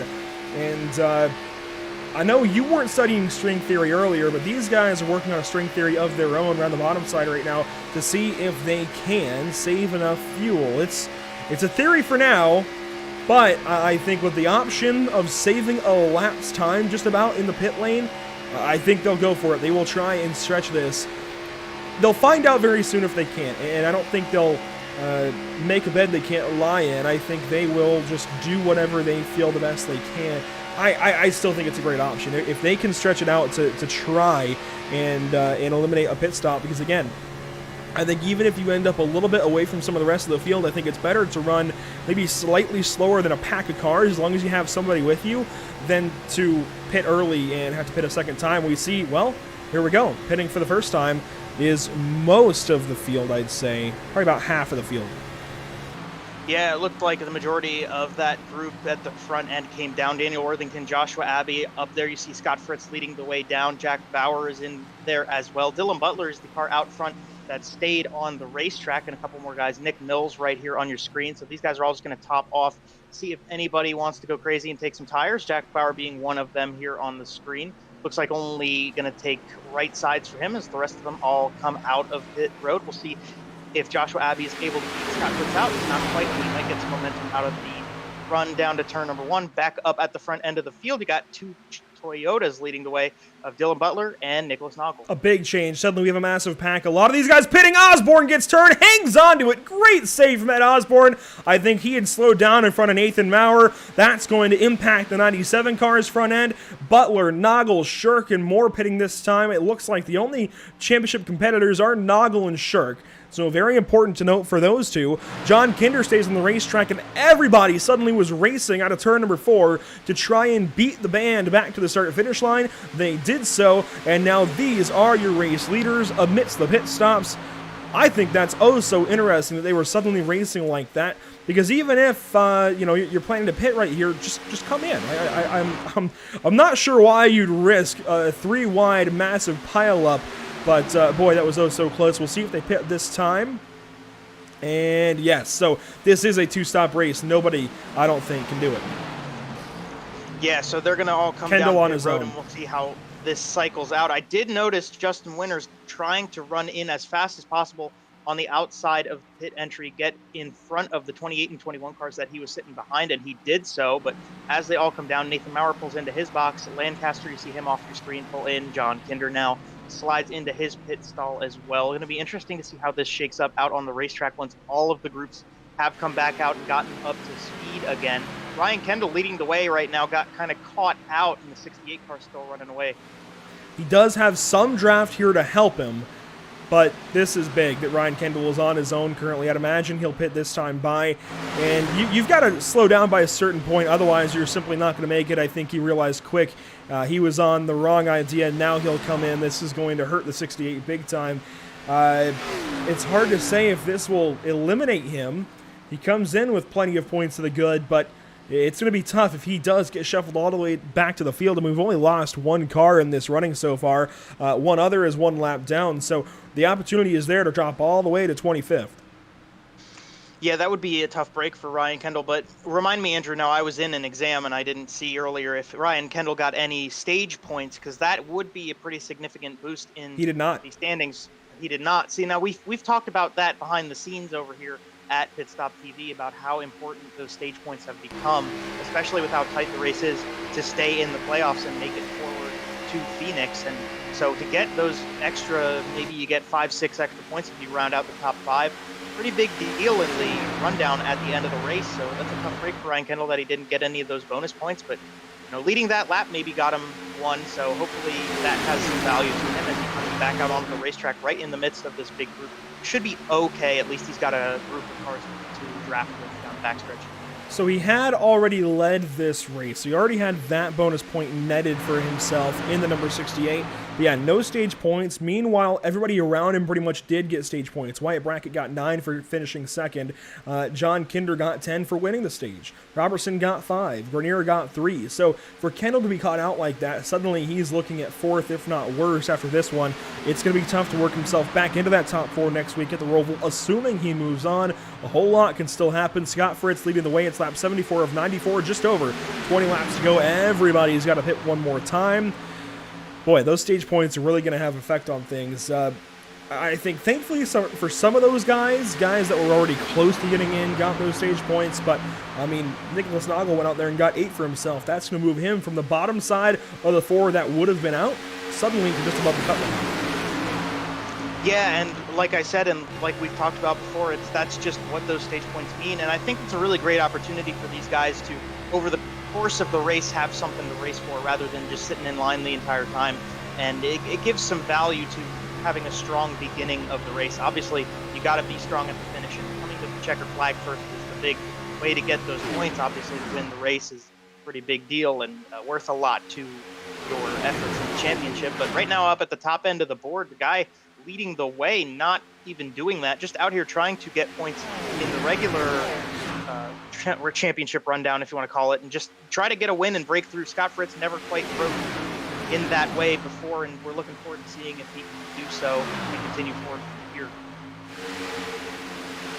Now looking at Nathan Maurer, no laps led. That means no bonus point here for the 97. And look at who he's got in tow, CJ Mason. These two, well, they're in this playoff situation, and they've got to get points. They've got to race up to those guys in the front. Currently, they are well and separated from our leaders. This is going to be big if they cannot catch those guys, and right now they would not. Of course, they don't have the cars, the momentum, the energy to go up there and do so. We talked about energy in the North Daytona 500. Chase Shuttlesworth talked about it a lot. You've got to have energy if you want to work at any high rate of speed here at Daytona or Talladega. Sure, the draft is going to help you in a tandem, even a trio of cars, but you've got to have multiple cars in a line. You've got to have that energy working your way. Wyatt Brackett's still on the bottom side. He's going to the back end of this field. Yeah, and on top of that, you have to be able to work together. I know I took part in a Daytona 500 here on iRacing where the lines just did not work with each other. The guys wanted to either be in front or behind each other and didn't coordinate very well. So you got to be smart and you got to work with guys around you to at least assume what they're going to do and react accordingly, know what they're going to do, maybe even talk with them through the race. These guys can voice chat with each other. Just say, hey, I want to run up at the front end of this group, or hey, I want to give you a bump draft down the back straightaway. Just communicating like that and knowing what your competitors are going to do while you're running in this line, that's how you get the group to the front, and that's how you keep out of trouble, especially once it starts getting tight and you start getting closer to bumper racing where they start giving some little shoves here and there to try to make time up and make passes. That's where calamity ensues. So for those guys to be smart about what they're doing right now, you can see it out of the front of Nick Mills' machine as we're on board with him. The guys staying kind of separated a little bit, but being smart about running in this draft right now, that's how you're going to get these cars to finish before you inevitably start going a little bit more into it and start getting a little quicker, a little more aggressive, and hopefully avoid it, but sometimes it's just inevitable to avoid a crash from that kind of thing. Worth mentioning, pit window just opened up about that time by the start-finish line. 3 wide up here. Scott Fritz in the middle. A couple of teammates on the top side. One teammate leading the race in the bottom. And, boy, the dirt track junkies, they are certainly controlling Talladega this evening. There is a dirt track across the street, but not quite here on this 2.66 mile oval, although don't give NASCAR any ideas lately. They're turning Bristol back into a dirt track. They might try Dega soon, who knows. You can even throw in Tony Stewart's loop-de-loop down the backstretch. We'll see how that one works. Daniel Worthington can lead up out of turn number 4, bring Josh Abbey with him. They drop down in front of the 88 of Wes Wiggin, and again, this is that ebb and flow here at Daytona Talladega. But we're starting to see those guys in the back. They're not hanging so far back. They know they've got a race at this point, but they also want to keep themselves in contention. That's why they're giving themselves some reaction time back here if you're a John Kinder, but they're staying within reach of those leaders this time. Yeah, and I think it's really important to note that they're still going to try to come through the pit lane and have to top off one last time. If they weren't and they were just trying to race together, obviously it would be very, very important to stay in that draft and not lose grasp of your ability to catch back up to the leaders. But with that extra pit stop that we have to come through and run a cycle of pit stops before the end of this race to get to the checkered flag, I think that makes it a little bit easier for these guys at the tail, that they can kind of run further back a little bit, be a little more patient and clean as you're riding on board with Casey Barlow. You can see the gap in between him and the car in front, that they can do this a little bit better because they have this pit stop coming up, and that they do have that sort of break where they obviously have to be as fast as they can to get in and out of the pit lane and get back up to speed. But that little break is going to help these guys be able to stay patient and have some opportunities later that they can just ride this one out right now at the back end and stay out of trouble. Noggle up top, he's got the race lead the last time by the stripe. Something I talked about earlier, Joe, this is a great opportunity for Nicholas Noggle to help himself out in the championship. Now, 9 laps led, I don't think that's vying for the most in this race, but if he stays out front, it suddenly could be, and we see some takers this time by already coming down the pit lane. Pit window is opened up. Yeah, an interesting move right here. You got to run a couple laps into the fuel window just to make sure that you're good to go to the finish, but when you come in earlier like this, you give yourself more time to make up over the course of the run. And obviously these guys coming in together, they're going to be able to draft with each other and keep a pretty solid speed up. If there's a yellow later in it, these guys are going to be up at the front and benefiting from this very well. So maybe the right move, maybe not. We'll just have to wait and see how it turns out. But Joshua Abbey, Danny Worthington, some others brought it in there.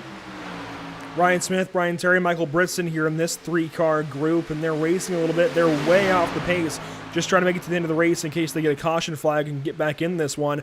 Up front, we'll wait for more leaders to come in this time by. Will they? We're coming up to 13 to go this time by. Robertson going to come in, and we got Kendall and one more back there. It looks like one of the Rackets as well. Yeah, it looked like about 4 or 5 cars down there coming into the pit lanes. So there's the 4 of them. It looks like both of the brackets coming down. You're looking at Wyatt bracket right now, Brandon Robertson, Matt Grenier. So all those New Team Englander New England, guys came together, and that's the right move to make. I mean, obviously, like I said, with those guys who came in, Joshua Abbey, Wes Wiggins, and Daniel Worthington, you want to stay in your group. You want to have drafting buddies when you get back out on track so that you can maintain a solid speed. And so right now, these guys are working together, making sure that when they come out of the pit lane here after topping off on fuel, they'll have somebody to work with and try to keep some speed up and hopefully not lose too much time off the guys who stayed out right now. Nick Noggle leading the way of that group, but you don't want to lose time off of them now, because even if a caution could come out, obviously, you don't want to be a lap down. And these guys can keep running for just a couple of more laps, and if they do catch a caution, suddenly they could be in the catbird seat if they're able to lap any of these guys who have just come in with the extra length over Daytona. I'm not so sure they will lap them, but it's an opportunity that is worth taking. I think one thing that crosses my mind as a driver is why possibly be among those cars that come in and wreck coming into the pit lane that give you that caution flag. May as well stick it out to the end, and if you're that last group, you're that last group, and unfortunately sometimes that wreck does come in that last group, and you just got to try and be on your toes and not be the reason for the caution flag. All of these guys single file, I'd say they're coming in this time by. Yeah, and you mentioned that wreck, and obviously these guys are well aware that they don't want to cause that yellow, because that'll screw up their strategy right now. As you see just a whole bunch of guys, not everybody. It looks like Kinder, Winters, Lancaster, and Barlow stay out. Yeah, a couple guys stay out, but there's more of them that came in than not. 8 cars coming down the pit lane, which included the 2 Toyotas that were leading the way, Dylan Butler and Nick Noggle. You see Tyler Reed in there. You see Jack Bauer, Scott Fritz, Ryan Kendall, a couple others coming down. So they're going to top off, get ready to go to the finish. But John Kinder or Justin Winters, interesting strategy move from those guys, and Adam Lancaster as well to stay out. But you know what? Go back to last season here at Talladega. This is what we're used to seeing from John Kinder, Adam Lancaster, and more amongst that team, is they consistently are the last ones to pit. They will do so this time by with just 10 laps to go in this one. Boy, if a caution flag had come out right there, they'd be sitting in an interesting place with an opportunity to take the race lead. And at that point, it's up to who does come in, who doesn't. But these 4 will come in this time by. So everybody now has completed their pit stops. I noticed Worthington and possibly Wiggins, certainly Wiggins, it looks like may have had a pass-through penalty. He is now on his own on the speedway. There he is, all on his lonesome. Looks like he may have gotten a speeding penalty on entry to the pit lane. And that is certainly going to hurt his day. Yeah, that's a really tough break for Wes Wiggins, obviously coming through here. Has had some races off and now comes back at Talladega trying to come out and take the checkered flag first. Didn't quite get there. A race off pit road for these 4 drivers. Justin Winters leads the way. John Kinder and Adam Lancaster are going to work together here, try to get single file up to speed again. You mentioned that these guys working together to go longer into fuel runs. I think back to, I believe, the second broadcast I ever did here with PitStop TV was this series at Pocono in season 1, and I specifically remember watching that 21 and 28 work together just on an absolutely completely different fuel strategy that just got them so much further into the race than everybody else. And I think when I think of people who run off strategies to try to save fuel over the course of a race to have some time made up at the end, I think about the 21 and the 28. They are about back here working in a big group up out of turn number 4. 3 wide, a little bit out of turn number 4. They get it sorted out. Fritz ducks back in behind Mills. And we are to the far side of 10 laps to go. They're 3 wide up here as well. What are these guys doing? Tyler Reed and Ronnie Shirk Jr., they had pitted on their own. Shirk says, nope, I'm done with that. He's going way down the racetrack. Ronnie, oh no. Something, I don't know if he bailed or it looks like he just bailed on that one, but they were getting really into it right there. Going 3 wide, I mean, like Andrew said, I don't know why you'd want to go doing that right now. You want to work together with these guys, get up to speed, stay up to speed, and work to get to the guys in the group ahead of you.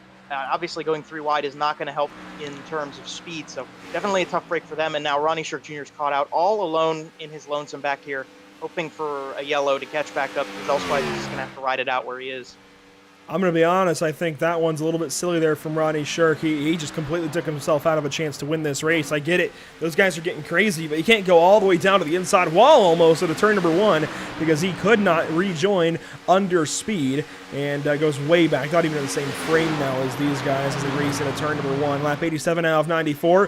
Things are winding down. 2 brackets up front with 1 driver in between, and it's none other than actually, my bad, Matt Grenier, because I was looking at things. I got CJ Mason, Nathan Maurer confused. These two actually have not pitted in now 17 laps. So they're working on an alternate kind of strategy. They still got to come in, but they are our race leaders. So Brackett, Grenier, and Brackett leading the way. Robertson with them, and now they're starting to split up.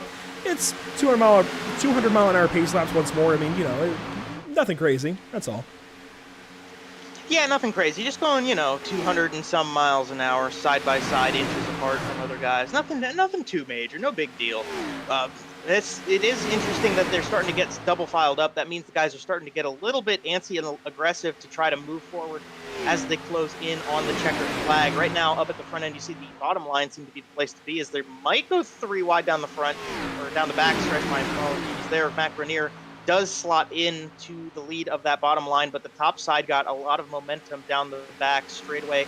Nick Noggle leading now, Dylan Butler in behind him. So those two Toyotas take over the head of this group as they come back around out of turn number 4. Again, they stay double file. Nick Noggle down on the inside.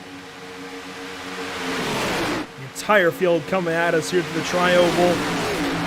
Pretty well organized so far. Both lines, a lot of energy, a lot of speed, and they will race off into the banking here in turns 1 and 2. I made a note at the top of the show when we looked at our track map here, Joe. 33 degrees of banking in turns 1 and 2, 32.4, or was it 32.5 in 3 and 32.4 in turn 4. A bit interesting, something worth noting, a little factoid, I guess, about Talladega, but I don't know why they're just a half degree off, but they are. You do physics, you might know. But these guys now racing into turns 3 and 4. Slightly less banking, according to what we found, but certainly not holding these guys up. Still able to hold about 200 miles an hour through turns 3 and 4 and race back around to complete one more circuit of this place. Coming to 5 laps to go this time by. That's a pretty interesting fact right there. I didn't actually know that about Talladega Superspeedway. Obviously, once you're up into making it for such a long track, I think there's not a lot of difference in it. Obviously some, but not a ton of difference in the physics of the car running through those turns right there. I did notice that Nathan Maurer brought those two guys down pit lane, so Nick Noggle has gained the complete race lead and is at the front end of the field again. Justin Winters, you can see just out of the corner as we ride on board with one of the brackets here behind Matt Grenier. They come through 3 and into 4 again. Justin Winters on the outside trying to hold on to Nick Noggle, maybe give him a little bit of a side draft, as Noggle's going to try to run the middle and block both Winters up top and Butler down low. Thinks better of that situation, and Winters gets a little bit of speed, might lead the lap here, in fact, as Joshua Abbey's giving him a nice little shove to the line. I mentioned earlier, Justin Winters is here to do one thing, and that is finish in position number 1. He wants to win out here in the early 2021 season in the Bluegrass iRacing Series. It's ever important that he does so as well, because he can still race up to 5th in the championship. Noggle went up to block again. I want to make note of this one more time. If you look on the back end of Noggle's car, what does it say? Oh, that would say target, my good sir. And after, certainly, I'd say angering some drivers at Bristol 1 week ago, I think there's a reason that it says target on the back end of his Toyota Camry. Out of turn number 4, coming to 3 laps to go this time by, and we are 3 wide. Justin Winters jumped up to the top side. Oh, what in the wall! There it is. There they go. Oh, my gosh. It looks like Jack Bauer's upside down, sliding down the front stretch. A whole slew of cars spinning and flipping and crashing and wrecking, and we got a yellow flag. Kinder's in it. John Kinder's in it. Down to the bottom side, John Kinder, tons of damage as well. There it is. There it is.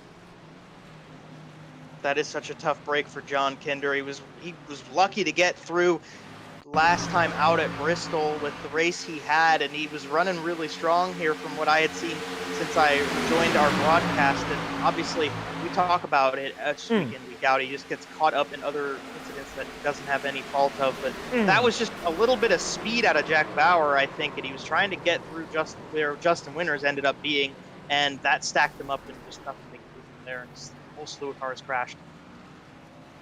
Tons of playoff contenders in this. One of those going to be Brandon Robertson getting a piece.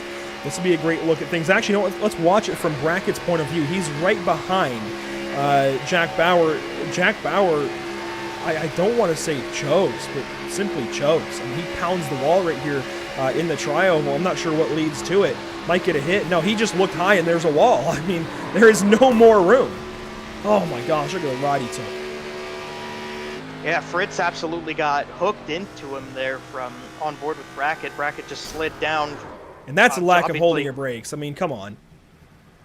That, yeah, you definitely want to get on the brakes once you get to the end of that wreck. I mean, you hit the wall so hard. You know, what more do you need? Just get the car stopped, get control of it, and then roll off again. You're done in for the race for the most part. Having that much damage on the car, you need to get it under control. But Bauer, I mean, look at the run he has on the top side. He's getting a little aggressive. We talk about Bauer being one of the more aggressive drivers in this series. He's got the Brackett helping him. He's got Joshua Abbey down on his inside. Justin Winter slides up to get some momentum off of that 48 machine. And then that looks like maybe a little bit of contact between himself and the 52. But yeah, I mean, Wyatt Brackett right behind him, and just all of a sudden he's up into the wall. Wyatt slides down to the track, bottom side of the track. Scott Fritz gets hooked up back into Bauer. John Kinder gets brought in by Wyatt Brackett, and while we got the 48 car flipping, Fritz slid down to where Brandon Robertson was, one of those championship contenders we were talking about. Casey Barlow just slips through, as it looks like a couple other guys. Michael Brisson might have gotten a little bit of this one too at the very end. Tyler Reed involved. Tough break for all these guys getting so far into this race before having this inevitable big crash here that got their cars pretty wrecked up. And I think one driver we then have to ride on board with is going to be none other than Casey Barlow. It looks like he somehow gets through all of this. Let's take a look at it from his onboard down the front stretch. You can see 3 wide. I mean, it was inevitable at this point. We're coming down to, what was it, 2 laps to go that time by, or was it 3, one or the other? And, I mean, it was going to happen, I feel like, at some point. That is incredible from Casey Barlow. That is how you keep a season alive, ladies and gentlemen. Casey Barlow is going to live to see another corner and see another lap and possibly another round of the playoffs with his name in blue on our points graphic to start off our show next week at Charlotte. Yeah, that was very good situational awareness from Casey Barlow right there. As soon as he saw the incident happening, he just got the car woed down, knew that he wasn't going to try to run through it and Ferrucci it, as some people would say, remembering Santino Ferrucci's very aggressive ideas of trying to get past wrecks rather than slow down and wait for them to calm down in front of him. But very intelligent driving right there from Casey Barlow, and that's why he's obviously still in the blue. That's why he's still in the playoffs, as he makes those smart moves and he does what he needs to stay in the race and in the championship. So really great stuff out of Casey. Well deserved to get forward, and maybe he can get a couple extra spots here, maybe even get up to the front by the end of it. They got plenty of time to get there. So we are extending this race. We will go into Bluegrass iRacing Series overtime. We will do our best to finish this race under green flag conditions. You see Joshua Abbey. This is something you don't usually see on the sim, Joe. He is down on the apron. He is saving fuel right now to make sure he's got enough to go to the end of an overtime restart, and that's why you want to be John Kinder and Adam Lancaster going deeper in the race to try and stretch fuel and make sure you have more at the end of this one. But you certainly don't want to be John Kinder getting involved in that wreck, and then the 1-2 punch afterwards from Scott Fritz certainly not helping. Yeah, I was thinking of mentioning that when they were coming through the pits for the final time, is if you want to bank on an overtime finish, that you want extra fuel in the tank just to make sure you can actually make it to the finish if you have that situation arise. And I think that there are definitely a couple of guys in the field who would have done that, so there should be a few guys who are absolutely in the green and good to go, but there might be a couple who are a little risky right now. And maybe they weren't banking on that, and they didn't really think it would happen, or that some other idea, trying to make time up on pit road. They didn't take enough fuel, but it'll be interesting to see how that one goes out. But with these cars all bunched up together, hopefully they can just get around 2 more times and get that checkered flag in and see who gets up in front. Now, in all of this excitement this evening, we haven't done this yet, but of course we want to thank our partners here at PitStop TV, Tucson Sound Art, your picture, your music. Grab your wall-mounted sound art device today by going to TucsonSoundArt.com and using promo code PitStopTV at checkout for 10% off of your order. These broadcasts also brought to you by Race Pace. Pick up pace with Race Pace, a community-driven setup shop and driver development service all in one. Work with Tyler Campbell, a real-world race engineer. There we go. To pick up pace in your next iRacing Series events with Race Pace. Setups, driver development, whatever it may be, they've got it all for you. It's a donation-based service, which means there's no barrier to entry. Just Go to that Discord link right there, and you've immediately taking away seconds from your lap time and adding points to your tally in your next Road Series League. We also want to give a big shout out to Permanent Makeup in Cryo in Maine and Whiplash Media, as they have been longtime partners and helpers and drivers here behind, well, not drivers literally, but you get it, behind the PitStop TV operations. This would be the checkered flag this time by. Instead, we're taking one more green flag. We're going to try and sort this one out. 2 laps to go. Green, white, checkered. Noggle off and away with the race lead.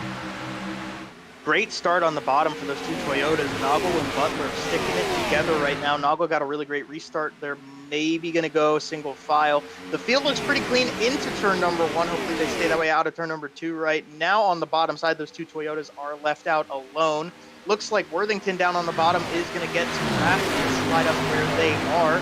Joshua Abbey leading a 3-car train down the back straightaway on the outside as they're going to get a little bit of speed, be able to stay in front of that 113 as those 2 Toyotas slide up in front of them, maybe to block some speed from those guys. Noggle and Butler stay down low now. Joshua Abbey's going to get that side-by-side into turn number 3. 2 Toyotas on the bottom side trying to hang on to this one up out of turn number 4. Abbey going to take the race lead by a nose. They'll race back around. It looks like we are going to throw the white flag. This race will be official this time by 1 lap to go at Talladega.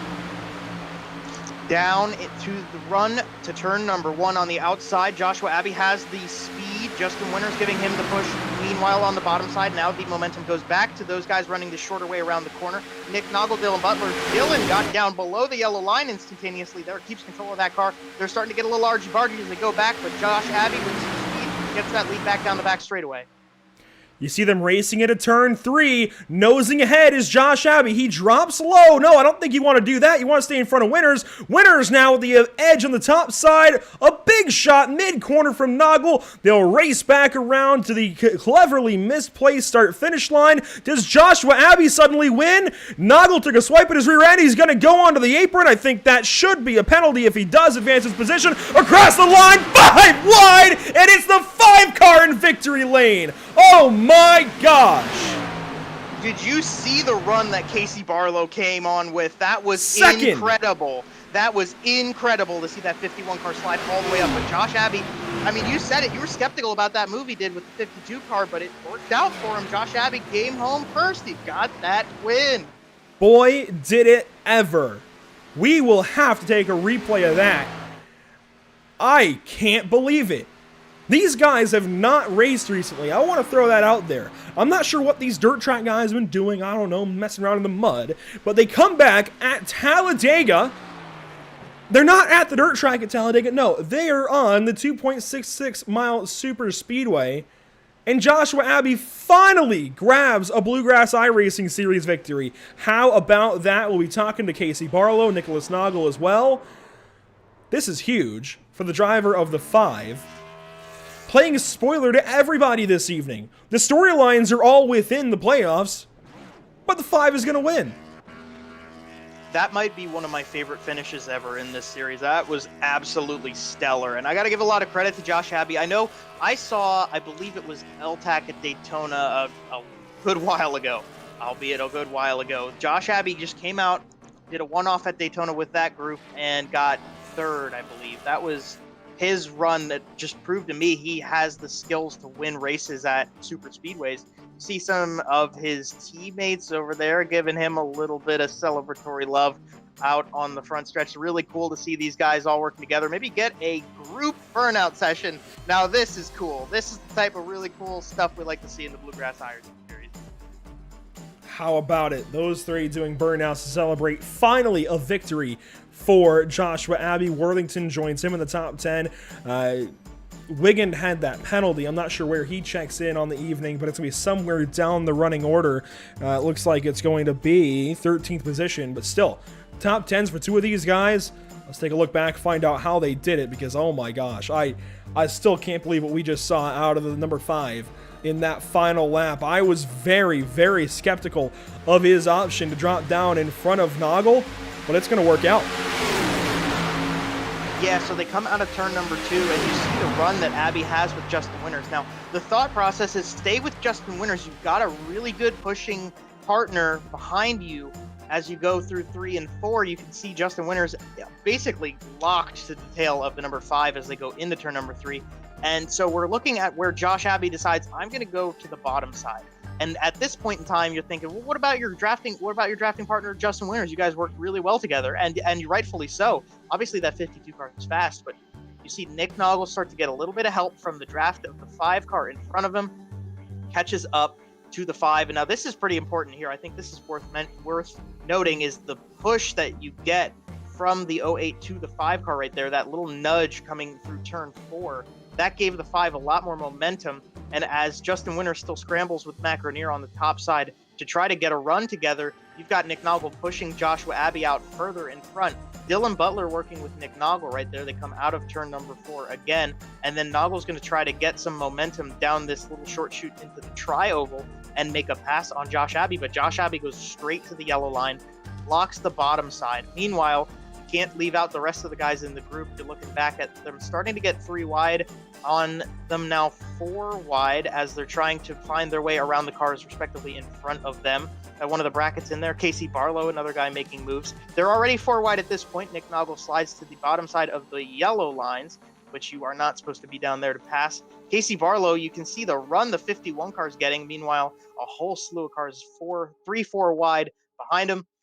Barlow's the only one really with getting any drafting help as they come through the tri-oval last time, which is why the 51 got so far up to where he was, but just absolutely to the line. Joshua Abbey held on it and didn't get any big runs on him that made anybody pass him. Very lucky that he didn't get side drafted. We've got super slow-mo here for you coming to the line as we work on points, work on grabbing our top 3 after this one. I mean, this is incredible stuff.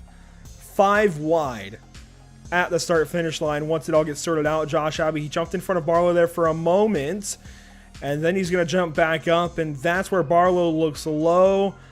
I mean, this is 8 cars, maybe even 10 cars within a tenth at most. I mean, this is insane. Officially 5 cars within a tenth of a second. All 5 across the start-finish line like that. That is insane. I mean, they were 5 wide at the finish. I don't know if that's ever happened before, even in the series. We've had 4 in NASCAR. I don't know about 5. That might be a first. These Bluegrass guys, they come out and they want to make a show. They want to make their voices heard. And getting a 5 wide finish at the end right there, they're proving some stuff. I mean, it's really great that they got there without having any wrecking going on at the line. Obviously, when everybody starts woeing down, things get a little awry. You see Daniel Worthington down there sliding on the apron, but pretty impressive to get that 5 wide finish in without anybody being sideways while doing it. Yeah, they only wrecked after the line, and that's where things started to go wrong for some of these drivers. But everybody got to the line, finished this race in a nice formed field for the most part. And boy, I mean, that is still just so incredible.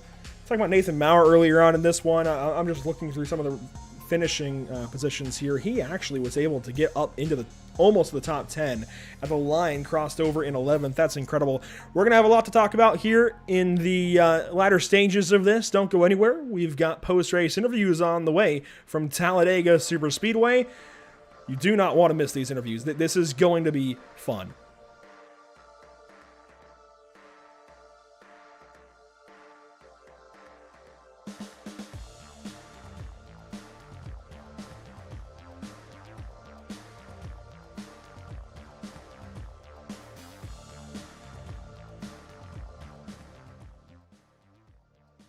After months of quarantine, we're all interested in how we can become our best self. The team at Permanent Makeup and Cryo is here to help you get the flawless makeup look every day without the extra effort or time.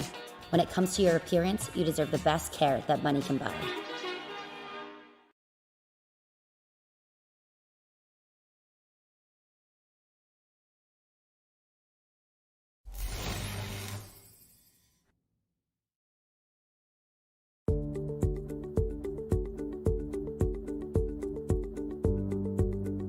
Sound Art is a product that is a speaker and it's art. We combine it together and we call it Sound Art. What makes it so unique that any picture can be your speaker?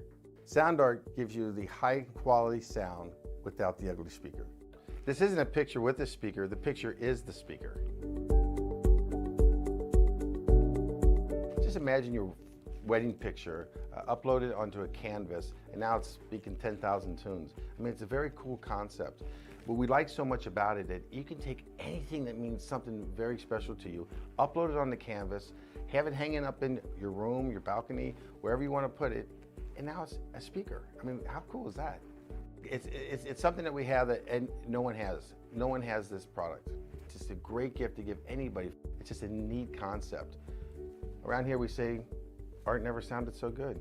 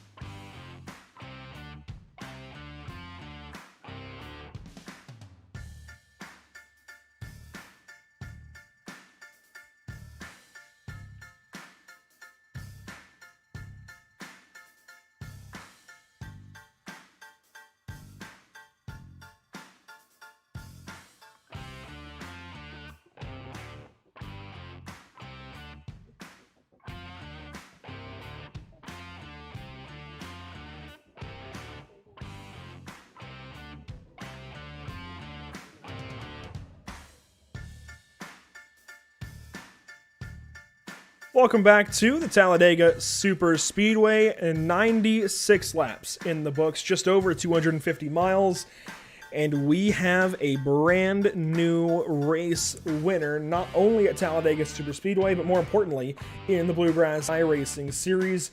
Joshua Abbey makes a triumphant return, finally is going to grab a win here in the Bluegrass iRacing Series, and how about we bring him in and talk to him. Josh, that win finally comes for you. I know it's been a long time coming in that number 5 car. You finally got it done. Heck yeah, that was a blast. Man, I also lost for words. That was kind of perfect how we, ran the race and finally got that dub. Finally got that first W, Bluegrass. So it's I'm pretty hyped. At the same time, relieved, and it was fun. Man, that was a blast. Still kind of lost for words. And this is big for the 5. I know you guys. You've missed a couple of races here the last couple of weeks. You've got a more of a part-time schedule. But assuming you come back next season, assuming you run even the rest of these races out, this is a big momentum builder to put some extra practice into the Roval and try and go back-to-back. It is. Yeah, we've had some life stuff pop up. And then, unfortunately, I went on vacation in the middle of the season. And so it kind of took me out of the points, out of playoffs, and we kind of had a mindset. We're like, you know what? Let's all try to make Dega. Let's go trophy hunting and paid out big. So we'll definitely be back for season 3 for sure. We're kind of regrouping and working some things and doing some hardcore practice and just working as a team to get better. And tonight it really showed off. And of course, this is big not only the Bluegrass iRacing Series, but just for your team as a whole, I think. Obviously, you guys are all running more than just Bluegrass throughout the week. It's not like the real NASCAR Cup Series where you're paid to just come run this. You have plenty of stuff you run throughout the week. How does this help you going into any of those races? I mean, it gives us huge momentum. Like I said, we run a couple other asphalt leagues. I know I run a couple of asphalt leagues, and then we do dirt leagues as well. And anytime you can pick up a W in any league, any race you're running, it gives you momentum, gives you a boost of confidence, and that's really huge. For guys like us that we can't, like I said, we can't work consistently on one track constantly throughout the week and prep and prepare. We can kind of take our time to whenever we can to prep and prepare, and it's like I said, it kind of paid off tonight, and keep momentum going for the next race and just keep moving on. Absolutely. Finally adding a dub to that win column. Who do you have to thank? Who do you have to shout out this evening? 4 laps led, but you led the ones that mattered. Oh yeah, definitely leading that last lap's the one that mattered for most. It was pretty nerve-wracking right there. But man, I got great sponsors, great team. Dirt Track Junkies, DTJ. My boy Wes and Dan. We had strategy tonight, played out perfect. We were there when we needed to be. I got Ma Energy on the car, Primetime Sports Talk, Charlie Milner with Milner Media Design, Shenandoah Shine, Gallant Motorsports. Man, I got so many other guys that support me. Earl Baxter with 41 Shocks, Quest Acquisition. I just got guys that, and people that are kind of trusting us and trusting me and trying to make something out of iRacing, and it's kind of coming to fruition. So it's great. Overbay Photography, can't forget them. And at the end of the day, I say it every time I get an interview: happy wife, happy life. I love my wife to death. She lets me do this, allows me to do this. So I can't thank her enough for definitely doing this. Certainly worth doing it when you go out there and grab a big victory. Congratulations to you and the entire Dirt Track Junkies team. Live it up, man. Live it up. Will do. I appreciate it, y'all. Thank y'all again. Y'all do a great broadcast. Can't say enough for what y'all do. And then Jason with the Bluegrass series, it's been great. So. Absolutely, Joshua. Once more, congratulations. Thanks for the shout out as well, and have a good one, man. We'll see you. You too. Thank y'all. Y'all have a good night. Joshua Abbey grabbing a big win this evening. Means a lot for he and the entire Dirt Track Junkies team. Gonna grab a big one, gonna celebrate, I'd say, for a good long while. Maybe even with some of that Shenandoah shine, it's gonna be a big night for those guys. But you know who else is gonna be a big night for? This guy, who's like 10th or something down the back stretch with 1 lap to go and ends up finishing second. Joe, he's headed your way. Yeah, we're going to bring on in the driver, the number 51, Casey Barlow. This is Joe Donahue up in the booth. You got a copy? I got you. All righty, Casey. You definitely had the run of that last lap. That was berserk. Please give us a rundown on what you saw and how you pulled off the second place finish. Yeah, that finish coming out of 3 and 4 to the finish line there, that was I mean, that's what all racing's all about, you know what I mean? From where I was sitting, to be honest, I knew I needed to get up there, and I was waiting for the car in front of me to move up off that bottom line just enough to where I could get underneath him without, being under the yellow. And sure enough, that bottom line seemed to move up a little bit going into the tri-oval. So I kind of followed like I was going to go up there. Cars in front of me left the lane, so I dove down and just had enough momentum to push it through there. Definitely didn't mean to catch Nicholas there at the finish, but that was a heck of a finish there. It really was, and you made it a very exciting finish too, with seeing that car just out of nowhere catching up there. I want to talk about the entirety of the race though too. I want to get your insight on the strategy that you brought into the race. Obviously, you took some great opportunities in this last lap to make passes and get back up to the front. But talk us through the entire race. I mean, you got 94 laps on the calendar when you start at the green flag, and how do you get to the finish and be in a position like that? Yeah. The main thing for me, I felt like, was honestly through the first portion of that race was I wanted to sit back behind everything, and just kind of run single file, stay half a car length to a car length behind off the car in front of me, and just churn out some laps. Ultimately, I knew there was 2 points in the race that I was going to be attacking heavily, and that was the stage break and then the finish. The stage break, I was a little bit hesitant to push too much, and then honestly, we were double file there. I think probably 6 or 7 lanes, so there really wasn't a whole lot to do there at the stage. I think I snuck in and grabbed like 10th at the stage, so I knew I needed to do a lot at the finish, and that's where that aggressive move came from at the end there. And that aggressive move got you a lot of points, and you're pretty far to the good right now. You're sitting pretty in the standings, but you got to keep coming out and keep running well. What's your insight and outlook on the Roval and getting yourself forward to Phoenix? What are you expecting, and what are your plans going to be to get ready for that race next week? The Roval, I love road courses personally. I mean, that's honestly what I got on iRacing for in the first place. So for me, the Roval is a very, very fun track. I drive it very similar to how I drive Watkins Glen. I really try not to push the track and the car too much, because there's a lot of mistakes to be made. There is a lot of time to be had attacking, but overall, I feel like, if I could sit there and churn off, maybe pull a top 5 starting position and then churn off, I feel like my fall off is better at road courses at times. Like I could churn out consistent laps. So Roval for me, I feel very good about it. I feel like I have a great opportunity at say maybe a top 5, and that's going to be the focus right now. All eyes are on the Roval. Right on, Casey. We'll be excited to see you take that challenge on and see what you can do with that number 51 machine. Before we let you go to celebrate this runner-up finish, we'll give you the center stage and the microphone. Anybody you want to thank, anybody you want to shout out here on the broadcast? Always want to start by thanking my team, the Rims One guys, John, Justin, Adam, Ronnie. It's been a pleasure running with those guys this season. Want to thank my sponsors, Tony's, Okami Brand, Wolves Radio, and Barlow Industries.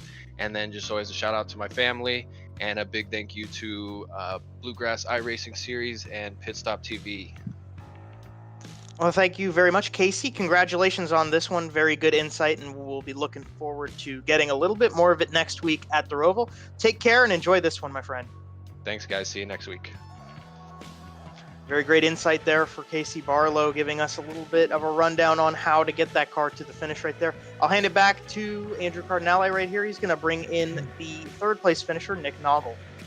And it's one of the few Toyotas in the field, one of the few Toyotas then finishing at the front. You had help, actually. I say one of the few Toyotas in the field, one of the few Toyotas in the front. You had help from a Toyota Camry, but it all just kind of came apart on that last lap. Nicholas, what happened to you down the backstretch, and what allowed Josh in front of you?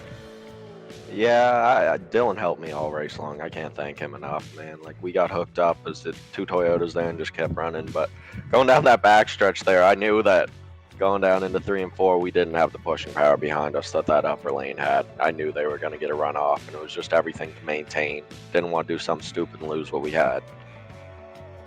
And you still come across the line third place. Obviously a big, mad rush to the start-finish line. What were you trying to do there? We saw you dip down onto the apron. What were you hoping for out of those couple of last-ditch efforts along with everybody else?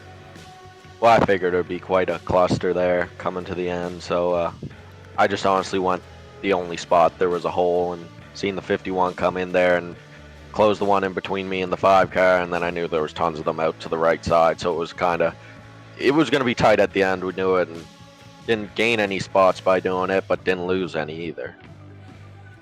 And of course, we know, we hear from some drivers when they're a little bit frustrated with a certain driver. We know at Bristol, maybe some drivers might have been a little bit frustrated with you. Is that why we have the target on the back of the car? I mean, it might be a play on that. I honestly got to apologize for that one last week. I was pushing too early, and I take full blame on that. It's a shame, and I feel really bad about it. And I'm real sorry for all parties involved there. It's a shame for Adam to be out.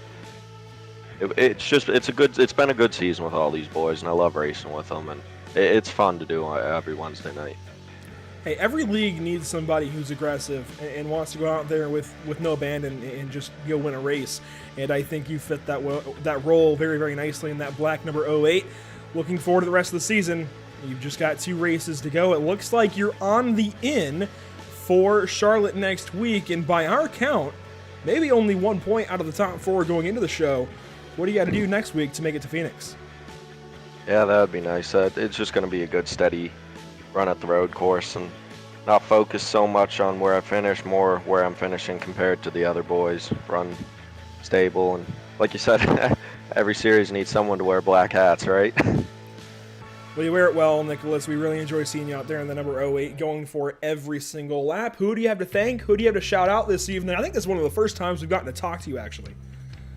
Yeah, I got to thank all the normal sponsors, Brycon, Mobile One, Target. I got to thank Dylan again. Without Dylan, I would have had no one to run with and push, and he really made this happen tonight. I really appreciate all that, and I got to thank, everyone, all the boys in the group, everyone that comes out every week and makes it happen. So I got to ask, actually, you mentioned Target there in your sponsors. Is that official? Is that on your late model too? Is that how it's working out? No, unfortunately the Target deal wouldn't work out. The whole Canadian branch isn't quite the same, but I wish they would. If you happen to know someone up there, you let me know. That would be so perfect. It really would have worked out quite nice. So regardless, we appreciate you so much for wearing that black hat, being the guy that goes at it every single lap, and we just congratulate you on this top 3. We'll talk to you next week, I'm sure. Awesome, thanks boys. That's Nicholas Noggle in the 08 finishing third place this evening. Wouldn't it be so convenient if it worked out? I mean, we know some drivers are a bit frustrated with him after last week and after most short tracks. I think he is up there in the front and he knows he has to go for it on those short tracks. I think that's why he gets so aggressive. And hey, you know what? I think if he did anger some drivers and had target on the back of the car, it just might work, man. Yeah, I mean, you come out and you want to do well and you want to win races. And obviously, if Nicholas Nagel is willing to be that aggressive guy and willing to wear that black hat, then more power to him. Makes the racing exciting. And while it does frustrate some guys out there, I think it puts together a really nice series and something really valuable out on the racetrack. So Nicholas Nagel checks in at third. Let's take a look at the rest of the field this evening. Joshua Abbey, the 5 car, leads 4 laps, wins this thing at Talladega Superspeedway. You see the entire top 5 within just 6.8 tenths, 68 one-thousandths of a second. Sorry, 6.8 one-hundredths of a second. There we go, 0.6 tenths. Look at that. Dylan Butler, Justin Winters, dead heat across the start-finish line. Insane what we saw up at the front of the field. Matt Grenier, he grabs 6th. Daniel Worthington 7th. David Brackett 8th. Adam Lancaster 9th. And Ryan Kendall 10th. You look back to 11th place, not far behind at all. Nathan Maurer in that number 97 machine. Ed Osborne in the 42 comes home in 12th with Wes Wiggin in 13th behind him. Nick Mills 14th. Then we got Wyatt Brackett further back off the end in 15th.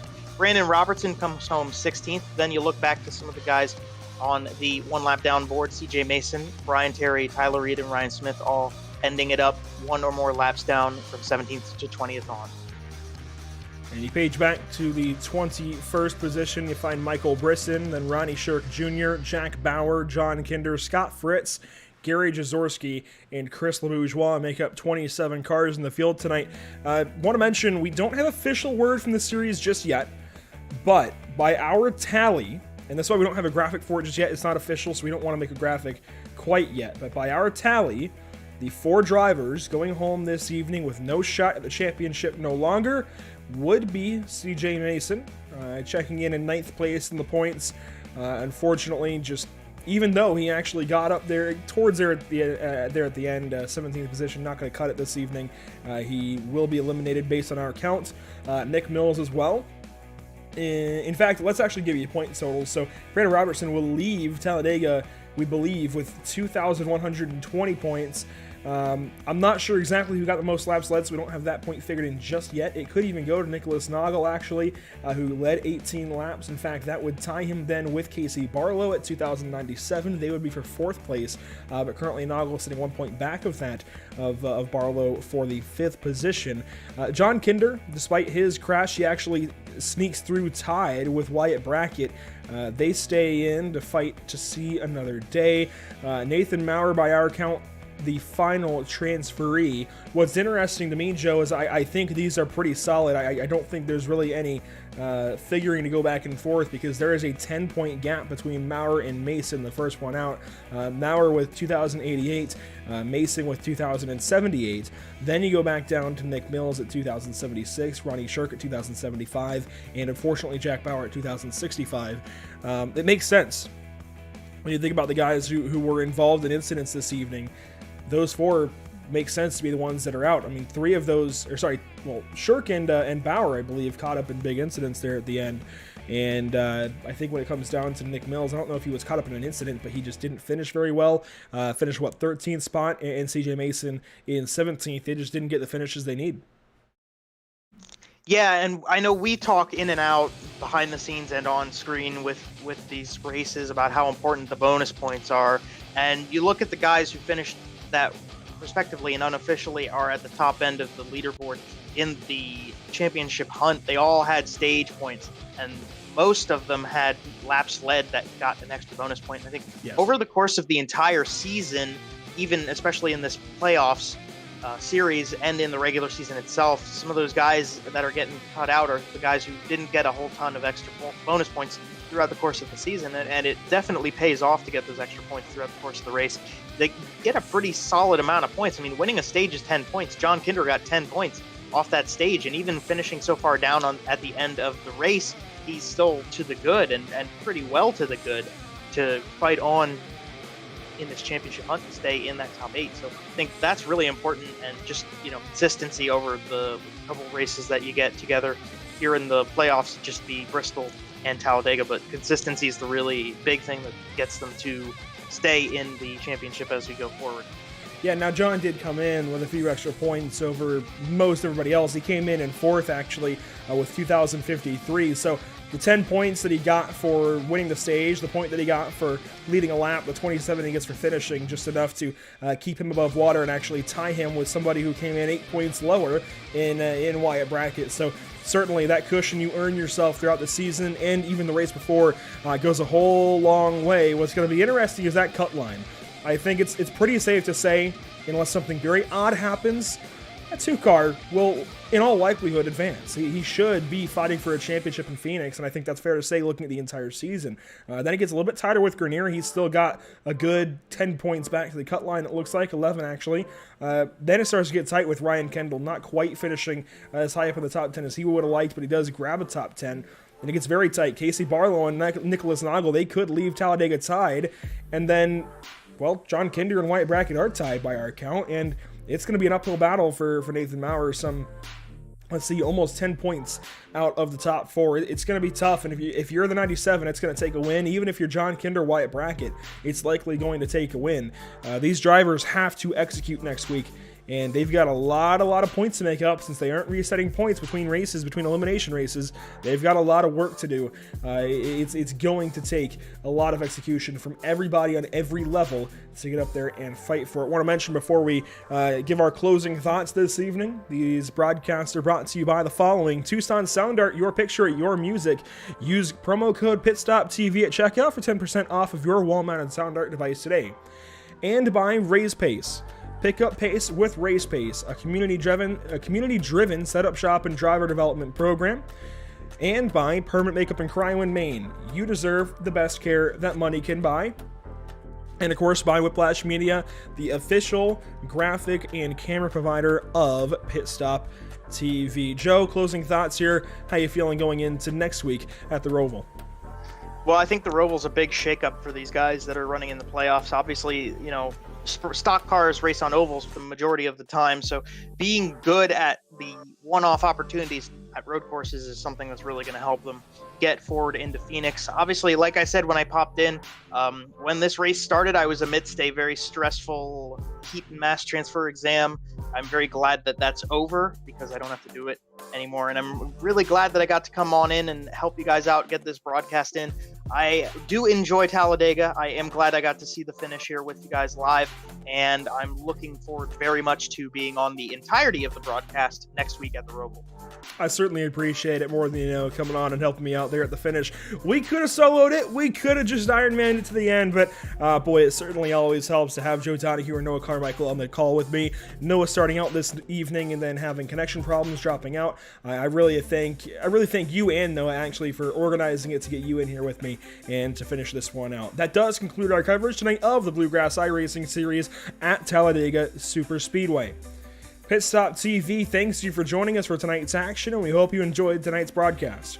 Be sure to tune in Friday evening for the LTAC Cup Series at Chicagoland Speedway, and again, as we begin our rotation of weekly leagues next week, beginning with the BRP iRacing Series heading to Williams Grove, and the Pacific Challenge GT3 Series going to Suzuka International Racing Course for their finale on Monday evening. You can catch BRP at 8 o'clock Eastern, then Pacific GT3 at 10 o'clock Eastern, then Tuesday night, Operation E Motorsport returns at Mid-Ohio for round 7 of 8 on their season. Bluegrass returns next Wednesday at Charlotte Motor Speedway's Roval configuration for the final race of the playoffs before we crown a champion at Phoenix Raceway on March 17th. Make sure to follow us on Facebook at www.facebook.com/PitStopTV, on Twitter at PitStopTV_, on Twitch at www.twitch.tv/pit_stop_TV, and on YouTube at www.youtube.com/c/PitStopTV1. For all of PitStop TV, Noah Carmichael, and later Joe Donahue with me on the mic, Trey Shuttlesworth handling our social media duties, and myself, Andrew Cardinale IV. Thank you, and we will see you next time. Have a great night.